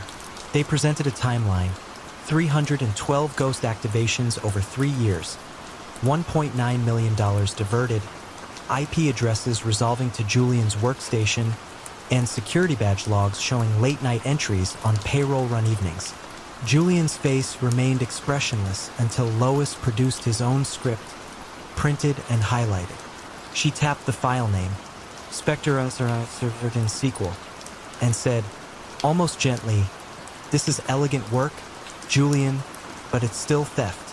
Confronted with irrefutable data, Julian cooperated. He unlocked crypto wallets, guided investigators to cloud backups, and drafted an apology acknowledging the breach of trust.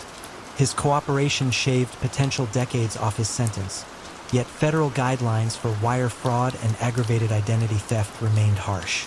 In March 2019, the judge imposed 46 months in prison, noting the absence of lavish personal enrichment but emphasizing the slow hemorrhage of institutional funds meant for patient care.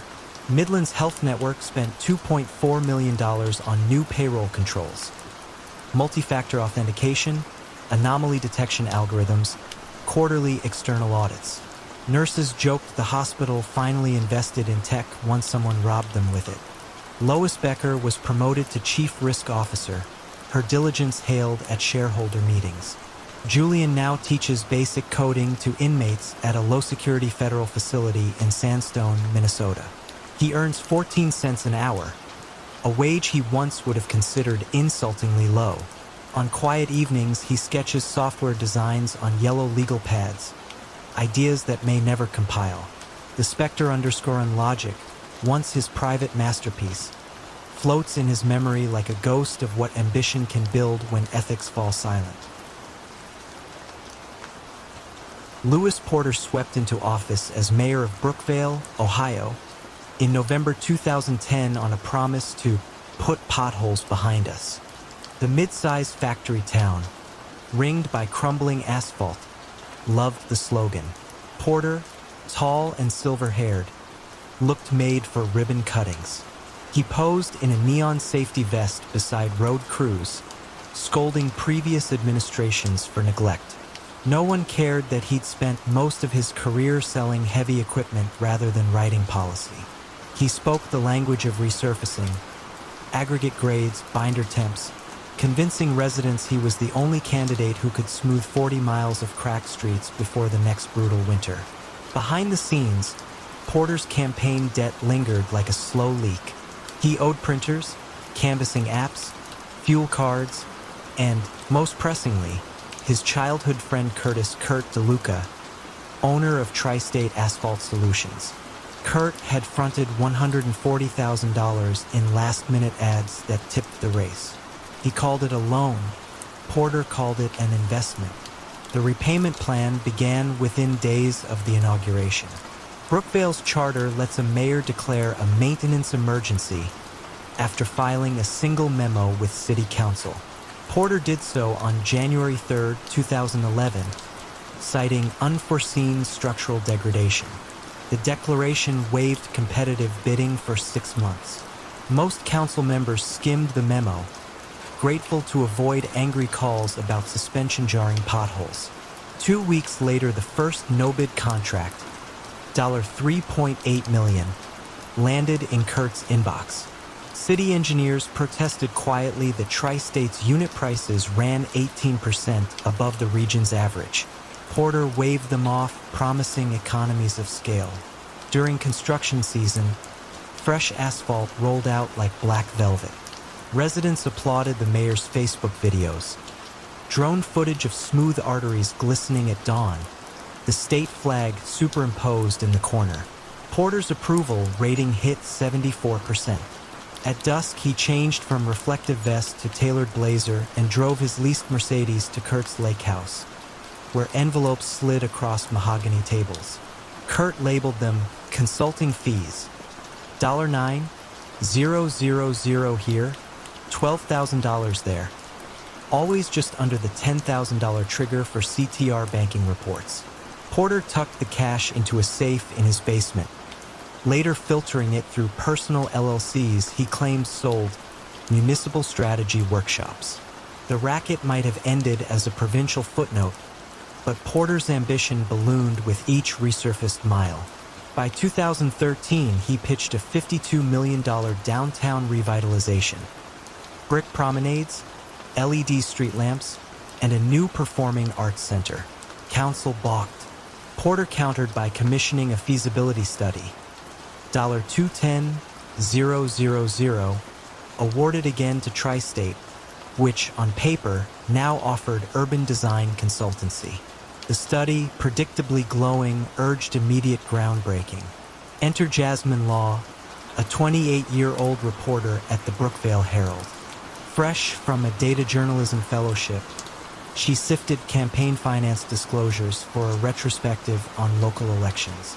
Jasmine spotted identical $9,450 consulting checks flowing from Tri-State to 3-pack supporting Porter, payments dated exactly 1 week after every municipal disbursement to Tri-State. Curious, she requested the mayor's travel logs and found first-class flights to Las Vegas, billed as conferences yet coinciding with Kurt's bachelor party. Jasmine's editor cautioned her, "Tread lightly, libel laws are expensive."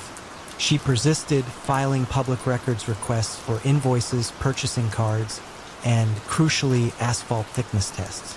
One lab report revealed Tri-State's resurfacing layer averaged 1.5 inches, though the contract required 2. On paper, Brookvale had paid for streets that would crumble 2 winters early. While Jasmine built her story, another threat emerged. The state's Office of Inspector General received an anonymous envelope, a USB drive stuffed with internal emails between Porter and Kurt. The whistleblower was never named, but investigators later hinted at a city engineer disgusted by shortcuts. The emails were brazen. Porter jokes about kicking more gravel our way. Kurt replies with laughing emojis and a photo of a new speedboat captioned "Thanks, buddy." In April 2014, just after sunrise, unmarked SUVs rolled into City Hall's rear lot. Agents from the FBI's Public Corruption Squad carried boxes labeled Brookvale Asphalt Inquiry. They seized hard drives, council minutes, even Porter's framed shovel from the groundbreaking. Staff watched speechless as the mayor, still wearing his commemorative high-vis jacket, was led downstairs for questioning. The news rippled out before lunchtime. Jasmine's expose hit the Herald's website moments later.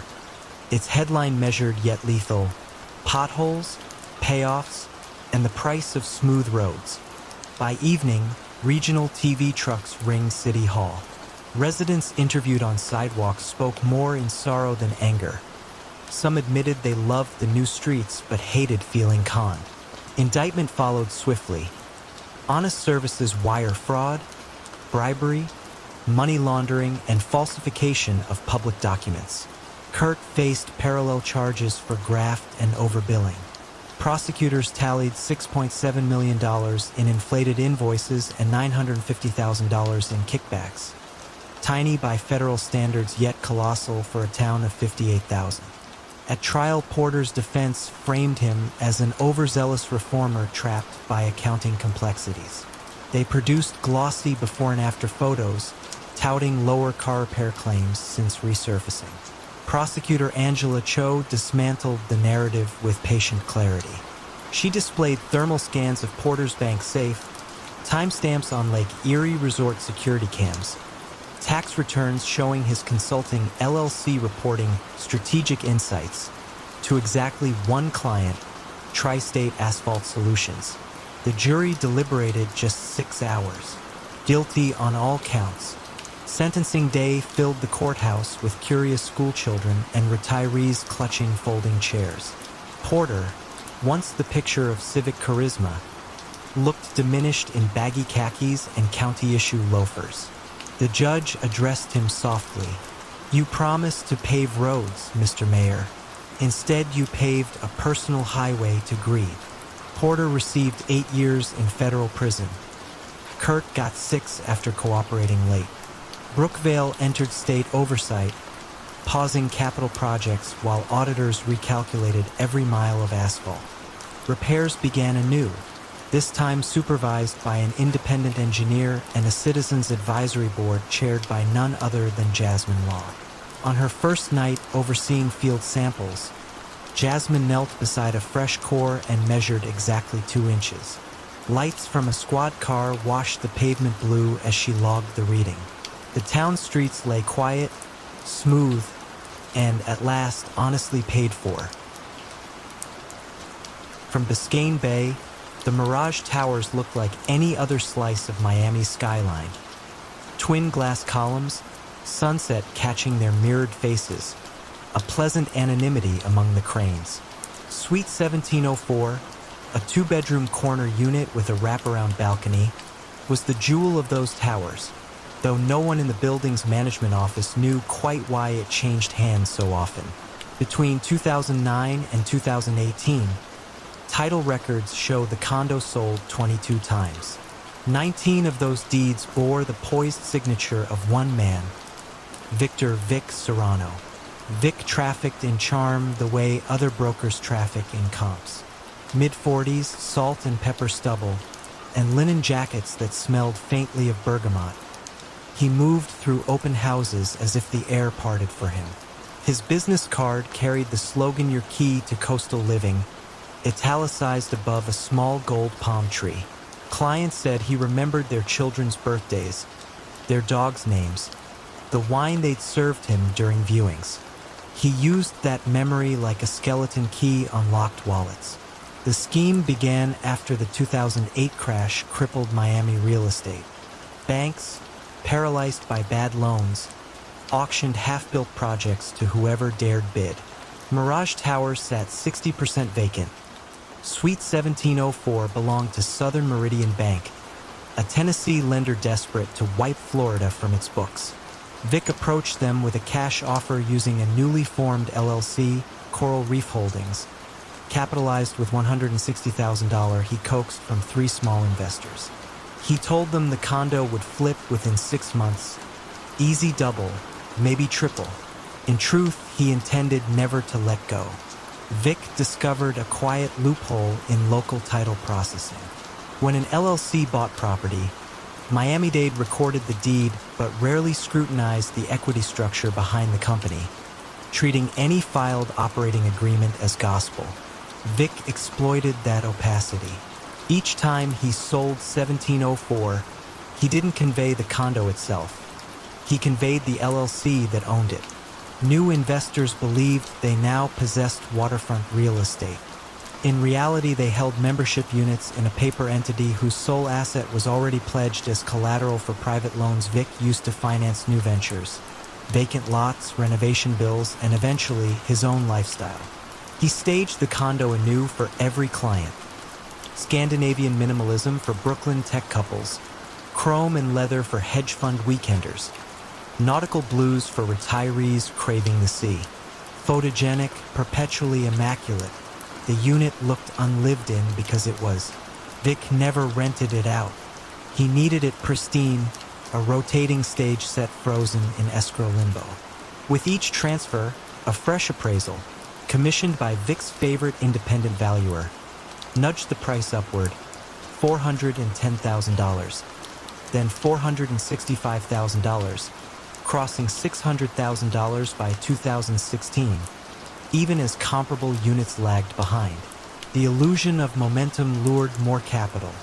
The condo's perceived liquidity became its own advertisement. Paperwork flowed through a title company 2 blocks from Vic's office. The closer, a semi-retired attorney named Harold Duvall, trusted Vic because Vic brought repeat business. Harold's assistant stamped the LLC amendments, wired the funds, issued owner's title policies without ever inspecting the underlying loan stack. Layer by layer, liens multiplied. First a $150,000 bridge loan against Coral Reef Holdings, then a mezzanine note, then a line of credit Vic masked as renovation reserve. Each instrument used 1704 as security. By the 15th sale, the condo was collateral for $3.9 million, 5 times its real value. What kept the carousel spinning was Vic's punctuality. Interest coupons arrived on the dot, wired from a revolving pool of new investor money. No one asked how returns stayed so steady. South Florida was an optimism factory, and Vic played maestro. He hosted champagne closings on the balcony at dusk, pelicans skimming the bay beneath. Buyers left with embossed folders, a bouquet of tropical flowers, and the warm certainty of prime real estate safely tucked in a corporate wrapper. Trouble crept in by way of a bored junior examiner at Gulf Horizon Bank, which had purchased one of the mezzanine notes from a private lender. Tasked with digitizing legacy paperwork, she noticed the same parcel ID appearing as collateral on multiple unrelated loans. Intrigued, she traced the chain of assignments and saw that each lien listed a different current owner LLC, yet all LLCs shared the same registered agent, Victor Serrano. She flagged the anomaly to the bank's risk officer, who quietly ordered an outside audit. Forensic accountants arrived with laptops and portable scanners. In 2 weeks, they reconstructed a flowchart of shell entities spiraling from Coral Reef Holdings like coral polyps. Money entered through subscription agreements, skimmed into Vic's personal accounts labeled consulting fees, then surfaced as interest payments to earlier investors. Classic Ponzi geometry, draped in real estate jargon. The auditors alerted the FBI's Miami field office, Economic Crimes Unit. Agents chose a humid Wednesday in July 2019 to visit Mirage Towers. They found Vic hosting yet another sunset closing. Prospective buyer number 23, a neurosurgeon from Atlanta. The agents waited until the champagne popped, then stepped onto the balcony, badges out. Vic's practiced smile held for a heartbeat before slipping, like a porch light dying. He surrendered quietly, offering pleasantries, as if manners might insulate him. Indictment followed for wire fraud, bank fraud, and aggravated identity theft. He'd forged signatures on at least 6 operating agreements. At trial, prosecutors laid out spreadsheets where inflows and outflows danced an elegant but damning waltz. Investors testified they never saw rent rolls, never demanded independent appraisals. One wept, describing retirement funds scraped over decades. Vic listened, face impassive, tapping one polished shoe in a rhythm no one else heard. The defense argued Miami real estate was inherently risky, that Vic intended to develop a boutique rental portfolio derailed by market headwinds. The jury, unmoved, deliberated 4 hours. Conviction on all counts delivered a 12-year sentence. In his final address, Vic spoke softly. "I sold possibility and I believed in it myself, right up until tonight." The judge replied that belief is no substitute for balance sheets. Mirage Tower still stands. Suite 1704 finally sold at a foreclosure auction for $320,000. Unfurnished, its balcony stripped of orchids and champagne flutes. The new owners, a retired couple from Ohio, know little of its past. They placed a small ceramic plaque by the door. Home is where the tide meets the sky. Occasionally, longtime residents ride the elevator with them, remembering Vic Serrano's linen jackets and flawless memory, and wonder how many dreams fit inside a single corner condo before the walls themselves learn to lie. Marcus Lang arrived at Barclay and Finch in the spring of 2006 wearing a smile that sold itself as humility. He was 32, trim, devout about running 5 miles before dawn, and famous among recruiters for a memory that could recite entire yield curves from the previous decade. The firm stationed him on the London trading floor, 3 screens deep in sovereign debt. He was not yet the fastest voice on the interbank lines, but he listened with monk-like patience, absorbing every rumor, every pregnant pause, and filing each away in the quiet vault of his mind. Patience paid. Within 18 months, Marcus managed the Eurobond desk, a plum seat framed by a window overlooking Canary Wharf's glass spine. His orders grew bolder, his bonuses followed, yet his life remained studiously restrained. He kept a 1-bed flat in Limehouse, dined on takeaway salads, and declined nearly every invitation to the champagne bars downstairs. The sales team joked that Marcus's only extravagance was silence. That silence concealed an itch. He had entered finance with the lingering belief that markets rewarded merit alone. Yet each week he watched lesser talents grow rich off accidental windfalls, tips traded over oysters, deals sealed by golf handicaps. Marcus told himself he deserved a shortcut of his own, something tidy, victimless, and surgical. The idea took form one winter night when an American acquaintance, Daniel Reeve, called from New York. Daniel had once clerked beside Marcus at a Chicago exchange. Now he worked in investor relations at Petrotel, a mid-tier telecom rumored to be courting European buyers. Their conversation drifted from weather to family and, finally, to Petrotel's cash-heavy balance sheet. Daniel hinted that a strategic review was underway. Marcus pressed for nothing explicit, but when Daniel sighed and muttered, "Next quarter is going to surprise the street," the words settled like wet cement. Marcus thanked him, hung up, and stared at the river lights below, already picturing the trades. He began small, buying Petrotel bonds, then layering on credit default swaps priced as though the company's debt were about to jump in value. 2 weeks later, Petrotel announced exploratory talks with a French conglomerate. The bonds spiked. Marcus unwound his position in minutes, pocketing roughly £220,000. He told himself it was a one-off repayment for years of underappreciated diligence.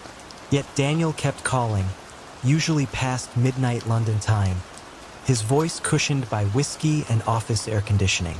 Each tip sounded half confession, half plea for affirmation. Marcus reciprocated with flattery, listening carefully, noting dates and board agendas, then placing trades slim enough to dodge the market's radar but fat enough to fund quiet luxuries.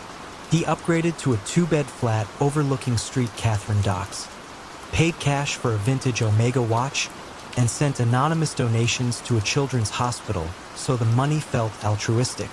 The circle remained two men until August 2008.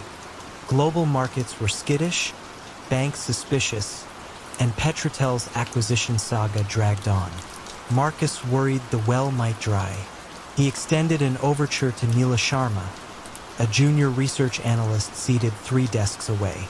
Neela had studied with Daniel at Columbia and still traded gossip by email. Marcus invited her for coffee, praising her report on Spectrum auctions. Over lattes, he dangled the promise of exclusive insight into bond flows if she reciprocated with color on upcoming press releases. Flattered, Neela agreed, unaware that Marcus funneled every scrap back to Daniel, earning still deeper disclosure in return. The trio's information carousel whirred through autumn. Marcus structured trades through offshore accounts in Jersey, layering ownership behind shell partnerships with names lifted from literature, Prospero Holdings, Ariel Finance, Caliban Ventures, believing the flourish itself provided camouflage. Compliance reviews ticked boxes and moved on.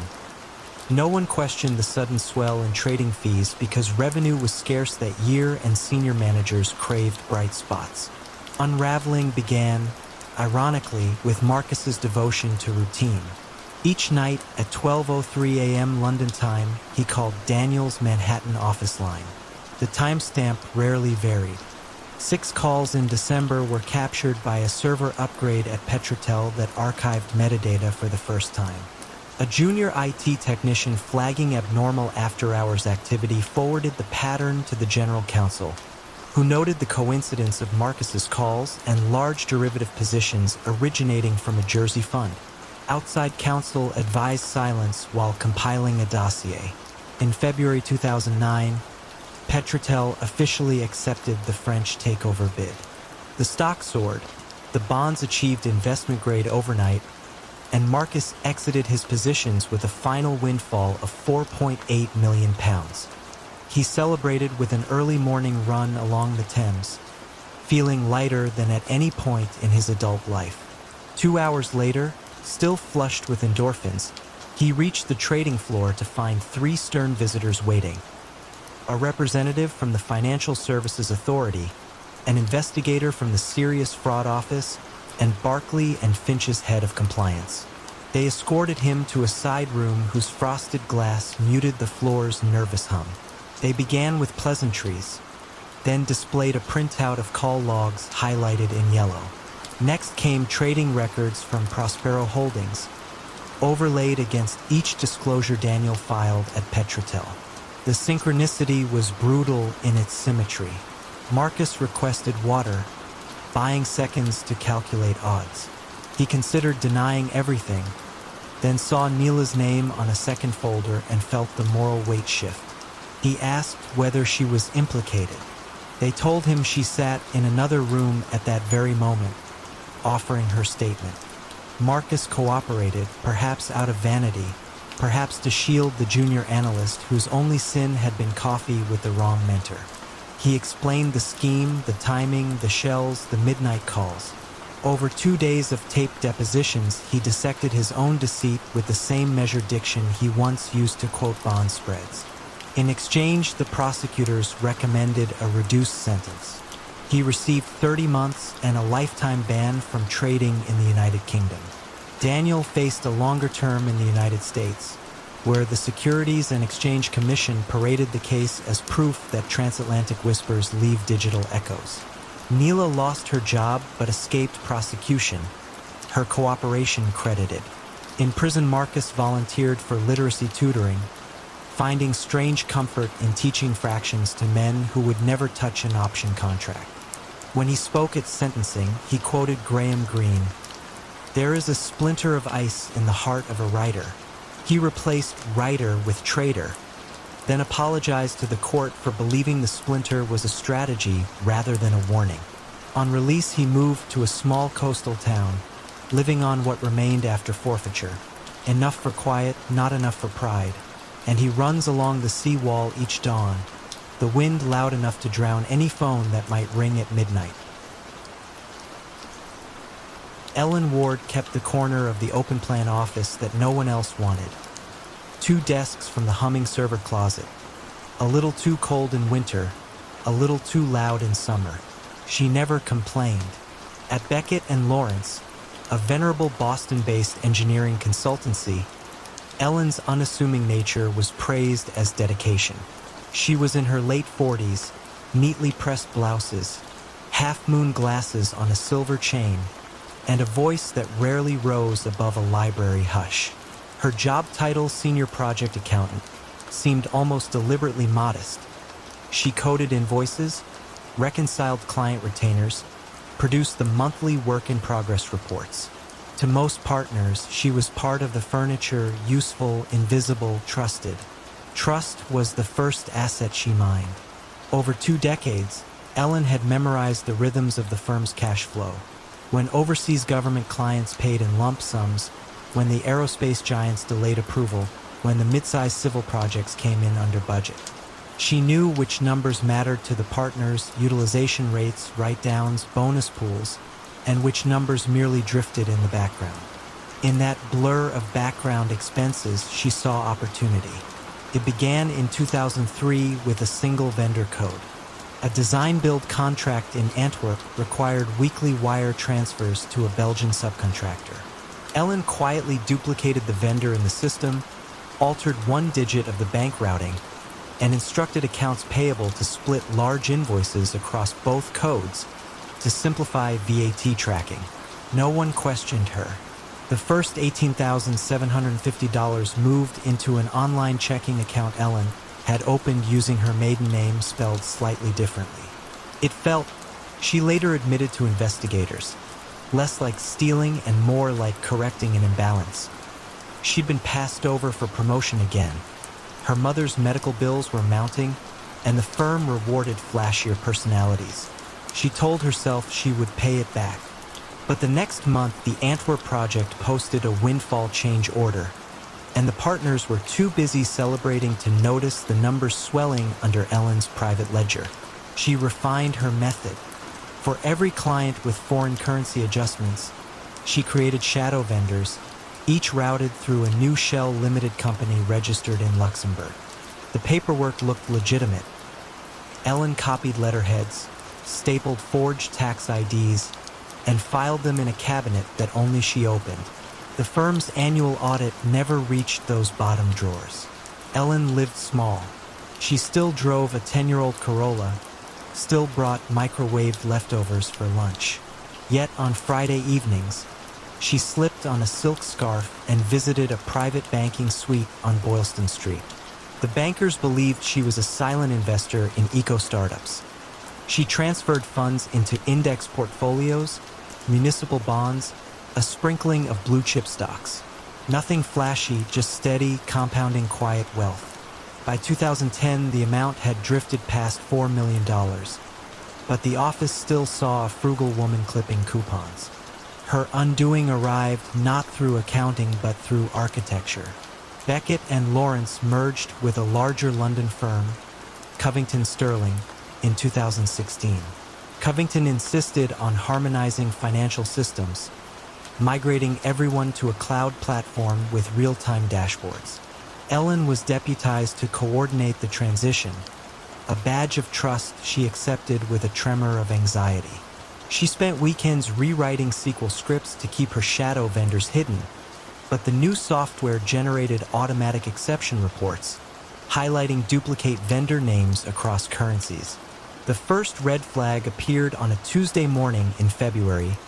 Bell ENG Consult SPR Ltd, Ellen's Luxembourg shell, matched 87% against Bell Engineering Consulting SPR Ltd, the genuine subcontractor. The algorithm pushed the pair to an internal auditor named Trevor Grant, freshly transferred from London and eager to impress. Trevor emailed Ellen politely, asking which was correct.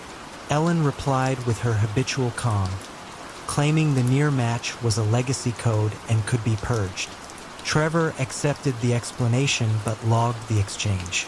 2 weeks later, A second exception surfaced, this time tied to a Singapore airport feasibility study. Trevor noticed the same pattern. Invoices split, duplicate names, slight banking discrepancies. He cross-referenced travel reimbursements, hoping to tie the anomaly to an employee's expense claim. Instead, he uncovered a trail of modest wire transfers converging on a single routing number in Massachusetts. Trevor escalated discreetly. The partners summoned a third-party forensic team who arrived under the guise of migration consultants, laptops in hand, quietly copying server images overnight. Ellen sensed the chill first. Partners stopped, leaving doors ajar. Casual banter ceased when she walked by. She doubled down, deleting folders, shredding aged invoices, but the digital footprints were already etched in backup tapes. The confrontation came in March. A gray Wednesday drizzled with sleet. Ellen was asked to join a meeting in Conference B. Inside waited the managing partner, the HR director, Trevor, and two plainclothes agents from the U.S. Secret Service's Electronic Crimes Task Force. The room smelled of stale coffee and new carpet. They told her the scope: 12 shell companies, 48 forged vendor files, $27.8 million missing over 13 years. Ellen adjusted her glasses, looked at each face calmly, and whispered, "I suppose this was inevitable." She did not flee, did not faint. She simply produced a flash drive from her cardigan pocket and slid it across the table. On it were spreadsheets matching every diverted dollar to an investment account still untouched. She offered full restitution in exchange for leniency, explaining that the money had become abstract long ago, just columns scarcely real. The Department of Justice disagreed. At sentencing, the judge remarked on the meticulous nature of her deception. "You weaponized anonymity, Ms. Ward, turning invisibility into an instrument of fraud." Ellen received 9 years in federal prison, the low end of the guidelines, but long enough that her late-start retirement vanished. In the aftermath, Beckett and Lawrence implemented dual approval protocols, biometric vaults for vendor records, and quarterly external audits. Yet senior staff admitted in hushed corridors that no software could fully replace watching for the human riddle in the next quiet cubicle. As for Ellen, she spends her days in the prison library cataloging books, still working with numbers, still almost invisible, while the partners wonder how they missed the accountant who sat 2 desks from the server closet and drained them, a few quiet keystrokes at a time. Edmund Hale's cubicle at Rosebrook Electronics looked no different from the surrounding rows of beige panels and humming monitors. Yet for 14 years, it was the epicenter of an invisible siphon. Edmund, a thin man with wire-rimmed glasses and a soft voice, logged in every morning at 7:58 a.m., 2 minutes before the official start of the day, and left precisely at 5:04 p.m. No one could recall him ever being late, taking vacation, or raising his tone above a whisper. That predictability became his camouflage. In 1987, when Rosebrook went public on the Frankfurt Exchange, the company ballooned overnight. New product lines, overseas subsidiaries, and a flood of purchase orders arrived faster than the controllers could codify them. Edmund's task was to reconcile intercompany transfers, a mind-numbing series of ledger entries that flowed between European sales offices and the parent firm in Cincinnati. Upper management considered the work dull but essential, perfect for an unassuming numbers man who never complained. Edmund's private life was equally quiet. He rented a modest brick bungalow on a tree-lined street and drove a 10-year-old Volkswagen that wheezed in cold weather. When neighbors glimpsed him through the window, he was usually reading late 19th century novels, a cup of milky tea cooling beside him. None suspected that by the end of the 1990s he had rerouted more than 27 million into a labyrinth of holding companies registered in Luxembourg and the Isle of Man. The idea first came to him when he noticed how 2 subsidiaries used nearly identical account numbers, 531 A. 775 and 531. A. 755. A transposed digit caused a payment meant for Barcelona to land briefly in a suspense account. Edmund reversed the error, but the mistake lingered in his mind. If one misplaced keystroke could move 6 figures without a single alarm, what might a deliberate miscode achieve? He began with microtransactions, slipping $940 here, $1,120 there. Always amounts that looked like rounding errors on foreign exchange gains. He credited Barcelona, debited Cincinnati, and inserted a third phantom entity, Alden Mercantile AG, between them.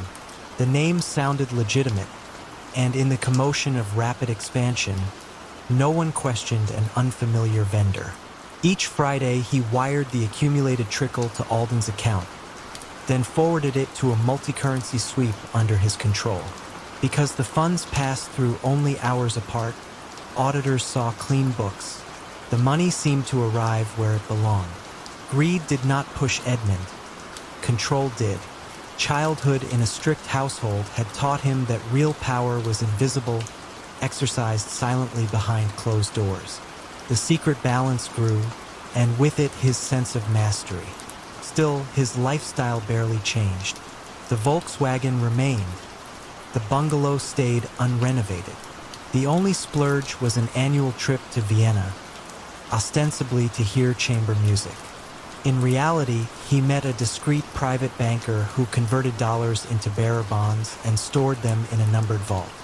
As the new millennium approached, Rosebrook's leadership chased aggressive earnings targets.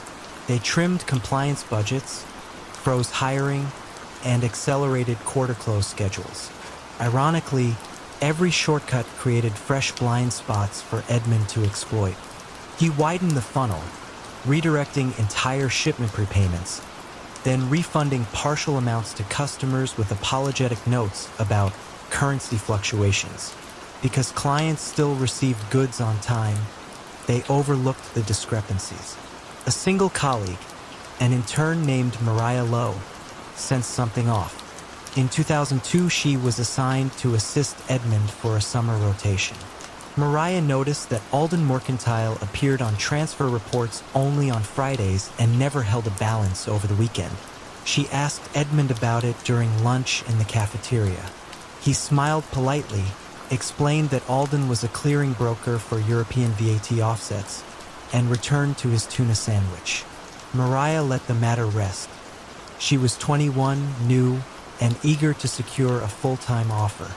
3 years later, Mariah, now a staff accountant, attended a forensic accounting seminar where the presenter warned, "Watch for vendors that cycle transactions within 5 business days." The phrase stirred a memory. She dug through archived spreadsheets and found Alden's Friday pattern unchanged, humming along like a drumbeat beneath the firm's financial symphony.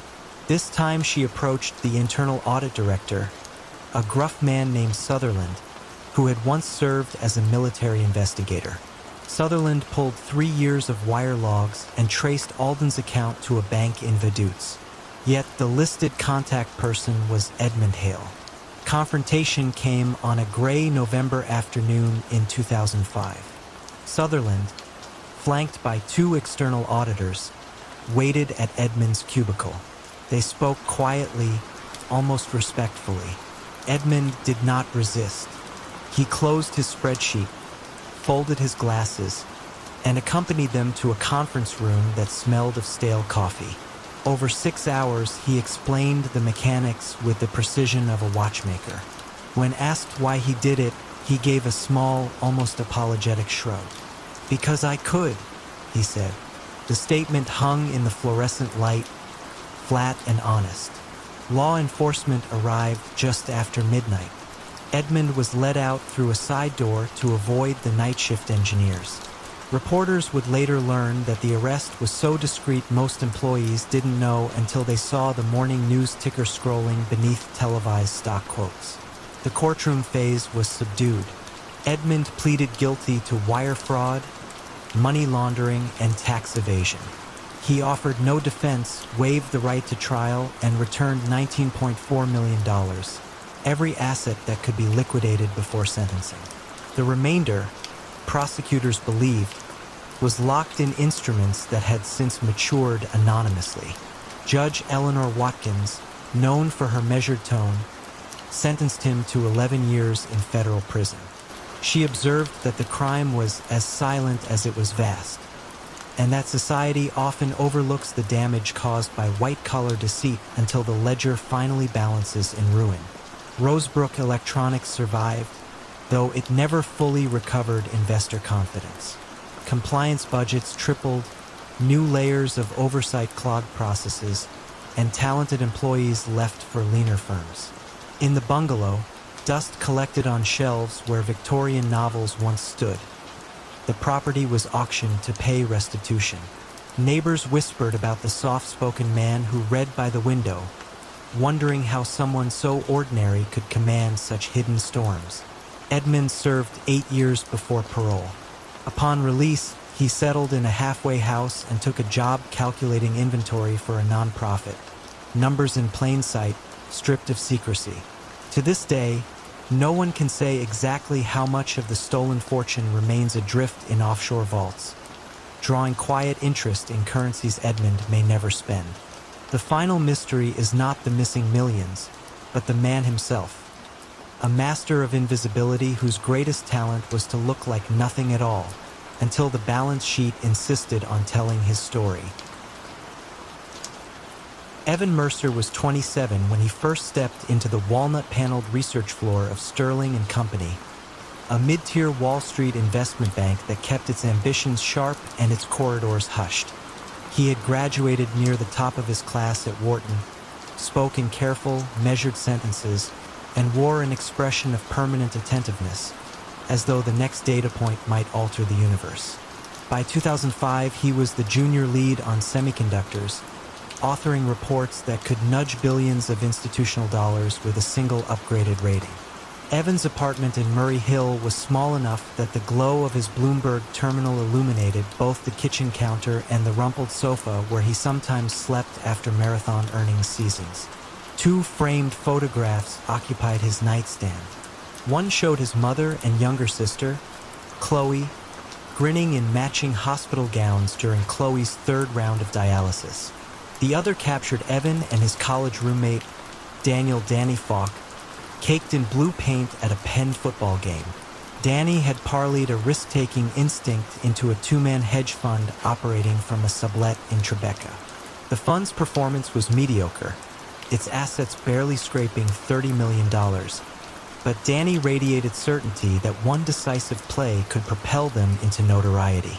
Their paths crossed again at a charity gala for kidney research, where Evan had volunteered to man the coat check. Between silent auctions, Danny asked how Sterling's restricted list reports were shaping up for the coming quarter. Evan raised an eyebrow, half amused, half wary. Danny laughed it off, yet planted a seed. One brilliant trade, Ev, and Chloe's medical bills are handled for good. Evan dismissed the suggestion, at least until Chloe's newest specialist estimated transplant costs north of $300,000 after insurance. He ran the numbers against his analyst salary, his modest bonus, his scant savings. The tidy rows refused to align. Meanwhile, Sterling upgraded Haviland Micro Devices to strong buy, but embargoed the report for 48 hours while the legal team cleared language. Evan alone understood the phrasing was final. Share price would likely jump by double digits once the note hit the terminals. The next evening, pacing his living room, Evan called Danny. He spoke in code, referencing an upcoming sunrise and a clear sky for silicon. Danny didn't need a translator. He bought call options in a half-dozen client accounts, careful to disperse orders across multiple brokers to avoid notice. 2 days later, when Sterling's report published, Haviland surged 13% before noon. Danny sold, netting just over $1.1 million. His text to Evan read simply, "Chloe's sunrise." Evan wired $150,000. To his mother that afternoon, citing an early bonus. She wept with relief. The method felt, to Evan, morally ambiguous yet strangely compassionate, like smuggling food into a besieged city. He convinced himself it would end there. It did not. Danny pressed for one more dawn, and Evan, soothed by the ease of the first score, obliged. Over 9 months, the duo executed 13 trades, each tethered to Evan's advanced knowledge of sterling reports or confidential earnings guidance overheard on analyst-only conference calls. They employed burner phones, spoke in elliptical phrases, and never placed more than $2 million on a single ticker. Danny's fund posted a dazzling 42% return, attracting new capital and even a brief mention in Barron's. Evan's bank account, routed through a private trust, ballooned quietly to $680,000. Yet markets are oceans threaded with unseen nets. At the Securities and Exchange Commission, a quantitative surveillance program flagged Danny's hedge fund for an uncanny pattern. Positions initiated days before major analyst revisions, closed moments after price spikes. The algorithm assigned the fund a bright red anomaly score and forwarded the file to senior investigator Lynn Tran, whose talent lay in spotting stories hidden inside spreadsheets. Tran traced phone records, noting repeated late-night calls from Danny's prepaid number to one registered to Evan Mercer. She subpoenaed tower pings, placing both devices in the same cell sector during critical windows. Still, suspicion is not proof. Tran needed a wiretap, and for that, she required the U.S. Attorney's Office. Assistant U.S. Attorney Claire Medina, herself a former trader, signed the affidavit within hours. On a drizzly evening in March 2006, Evan met Danny at a midtown sushi bar. They ordered unagi rolls and whispered about an embargo downgrade on a rival chipmaker. Evan, nervous, toyed with his chopsticks. Across the street, in an unmarked van, agents monitored audio. When the recording captured Danny saying, "We'll short at the bell, cover by Friday, same split as before," Medina had her decisive piece. 5 days later, Sterling's compliance chief escorted Evan to a conference room where 2 FBI agents waited. The moment resembled an earnings release turned upside down. Questions delivered crisply, numbers quoted with deadly precision, no room for optimistic guidance. Facing wire fraud and securities fraud charges, Danny lawyered up and called Evan twice from the MCC jailhouse, begging coordinated defense. Evan never picked up. Prosecutors offered Evan a choice: testify against Danny and recommend leniency, or fight and risk 20 years. Chloe's transplant was scheduled for July. Evan envisioned her alone in a waiting room reading headlines about her brother's trial. He signed the plea. In federal court, Evan spoke softly, admitting he used privileged information to enrich myself and others. He described the first decision as a desperate arithmetic problem, and every subsequent trade as the interest on that original mistake. Danny glared but said nothing. He would receive 14 years after a bruising jury verdict. Evan's sentence was reduced to 36 months, plus restitution and a lifetime ban from the securities industry. Sterling fired Evan, scrubbed his name from past research notes, and updated compliance protocols. Additional audit trails, randomized embargo periods, psychological profiling for undue financial stress. None of it would reimburse the shaken pension funds that unknowingly bought overpriced shares on those manipulated days. But it offered shareholders a narrative of renewed vigilance. Chloe's surgery succeeded. She visited Evan monthly at Otisville Correctional, bringing homemade cookies no security guard would allow past the gate. They spoke about books, not markets. Each departure left Evan staring at the receding taillights until they vanished among the hills, a metronome of loss counting down the term of his freedom. When he was released in early 2009, the world had survived a financial cataclysm far larger than his own. Evan took a job tutoring math at a Brooklyn community center. guiding teenagers through algebraic puzzles that, unlike markets, obeyed honest rules. Sometimes he caught himself scanning business headlines, old habits flickering. Then he would close the browser, breathe, and remind himself that some dawns are meant to arrive without whispers. Marcus Bell arrived at Orion Components in the autumn of 1991, wearing a modest brown suit, thin glasses, and the unhurried smile of someone who understood numbers better than people. Fresh from a small Midwestern college and armed with a CPA license, he blended into the open-plan accounting wing like a neutral brushstroke on a beige canvas. Colleagues called him dependable. The senior vice president labeled him invisible but essential. And no one imagined that Marcus had already started rehearsing the first steps of a quiet, decade-long dance with company cash. Orion made industrial sensors for automotive plants across the Rust Belt, earning predictable margins and enjoying a reputation for conservative management. In Marcus's second year, he was promoted to controller, the gatekeeper of vendor payments. The upgrade granted him unfettered access to the accounts payable system, a staid mainframe terminal where green letters glowed against black. What Marcus saw was an ocean of routine, thousands of invoices, most under $5,000, drifting through each month. He noticed, too, the lax approval hierarchy. Senior managers rubber-stamped batch files at week's end without reading beyond the summary page. The temptation presented itself not as a thunderclap, but as a soft murmur.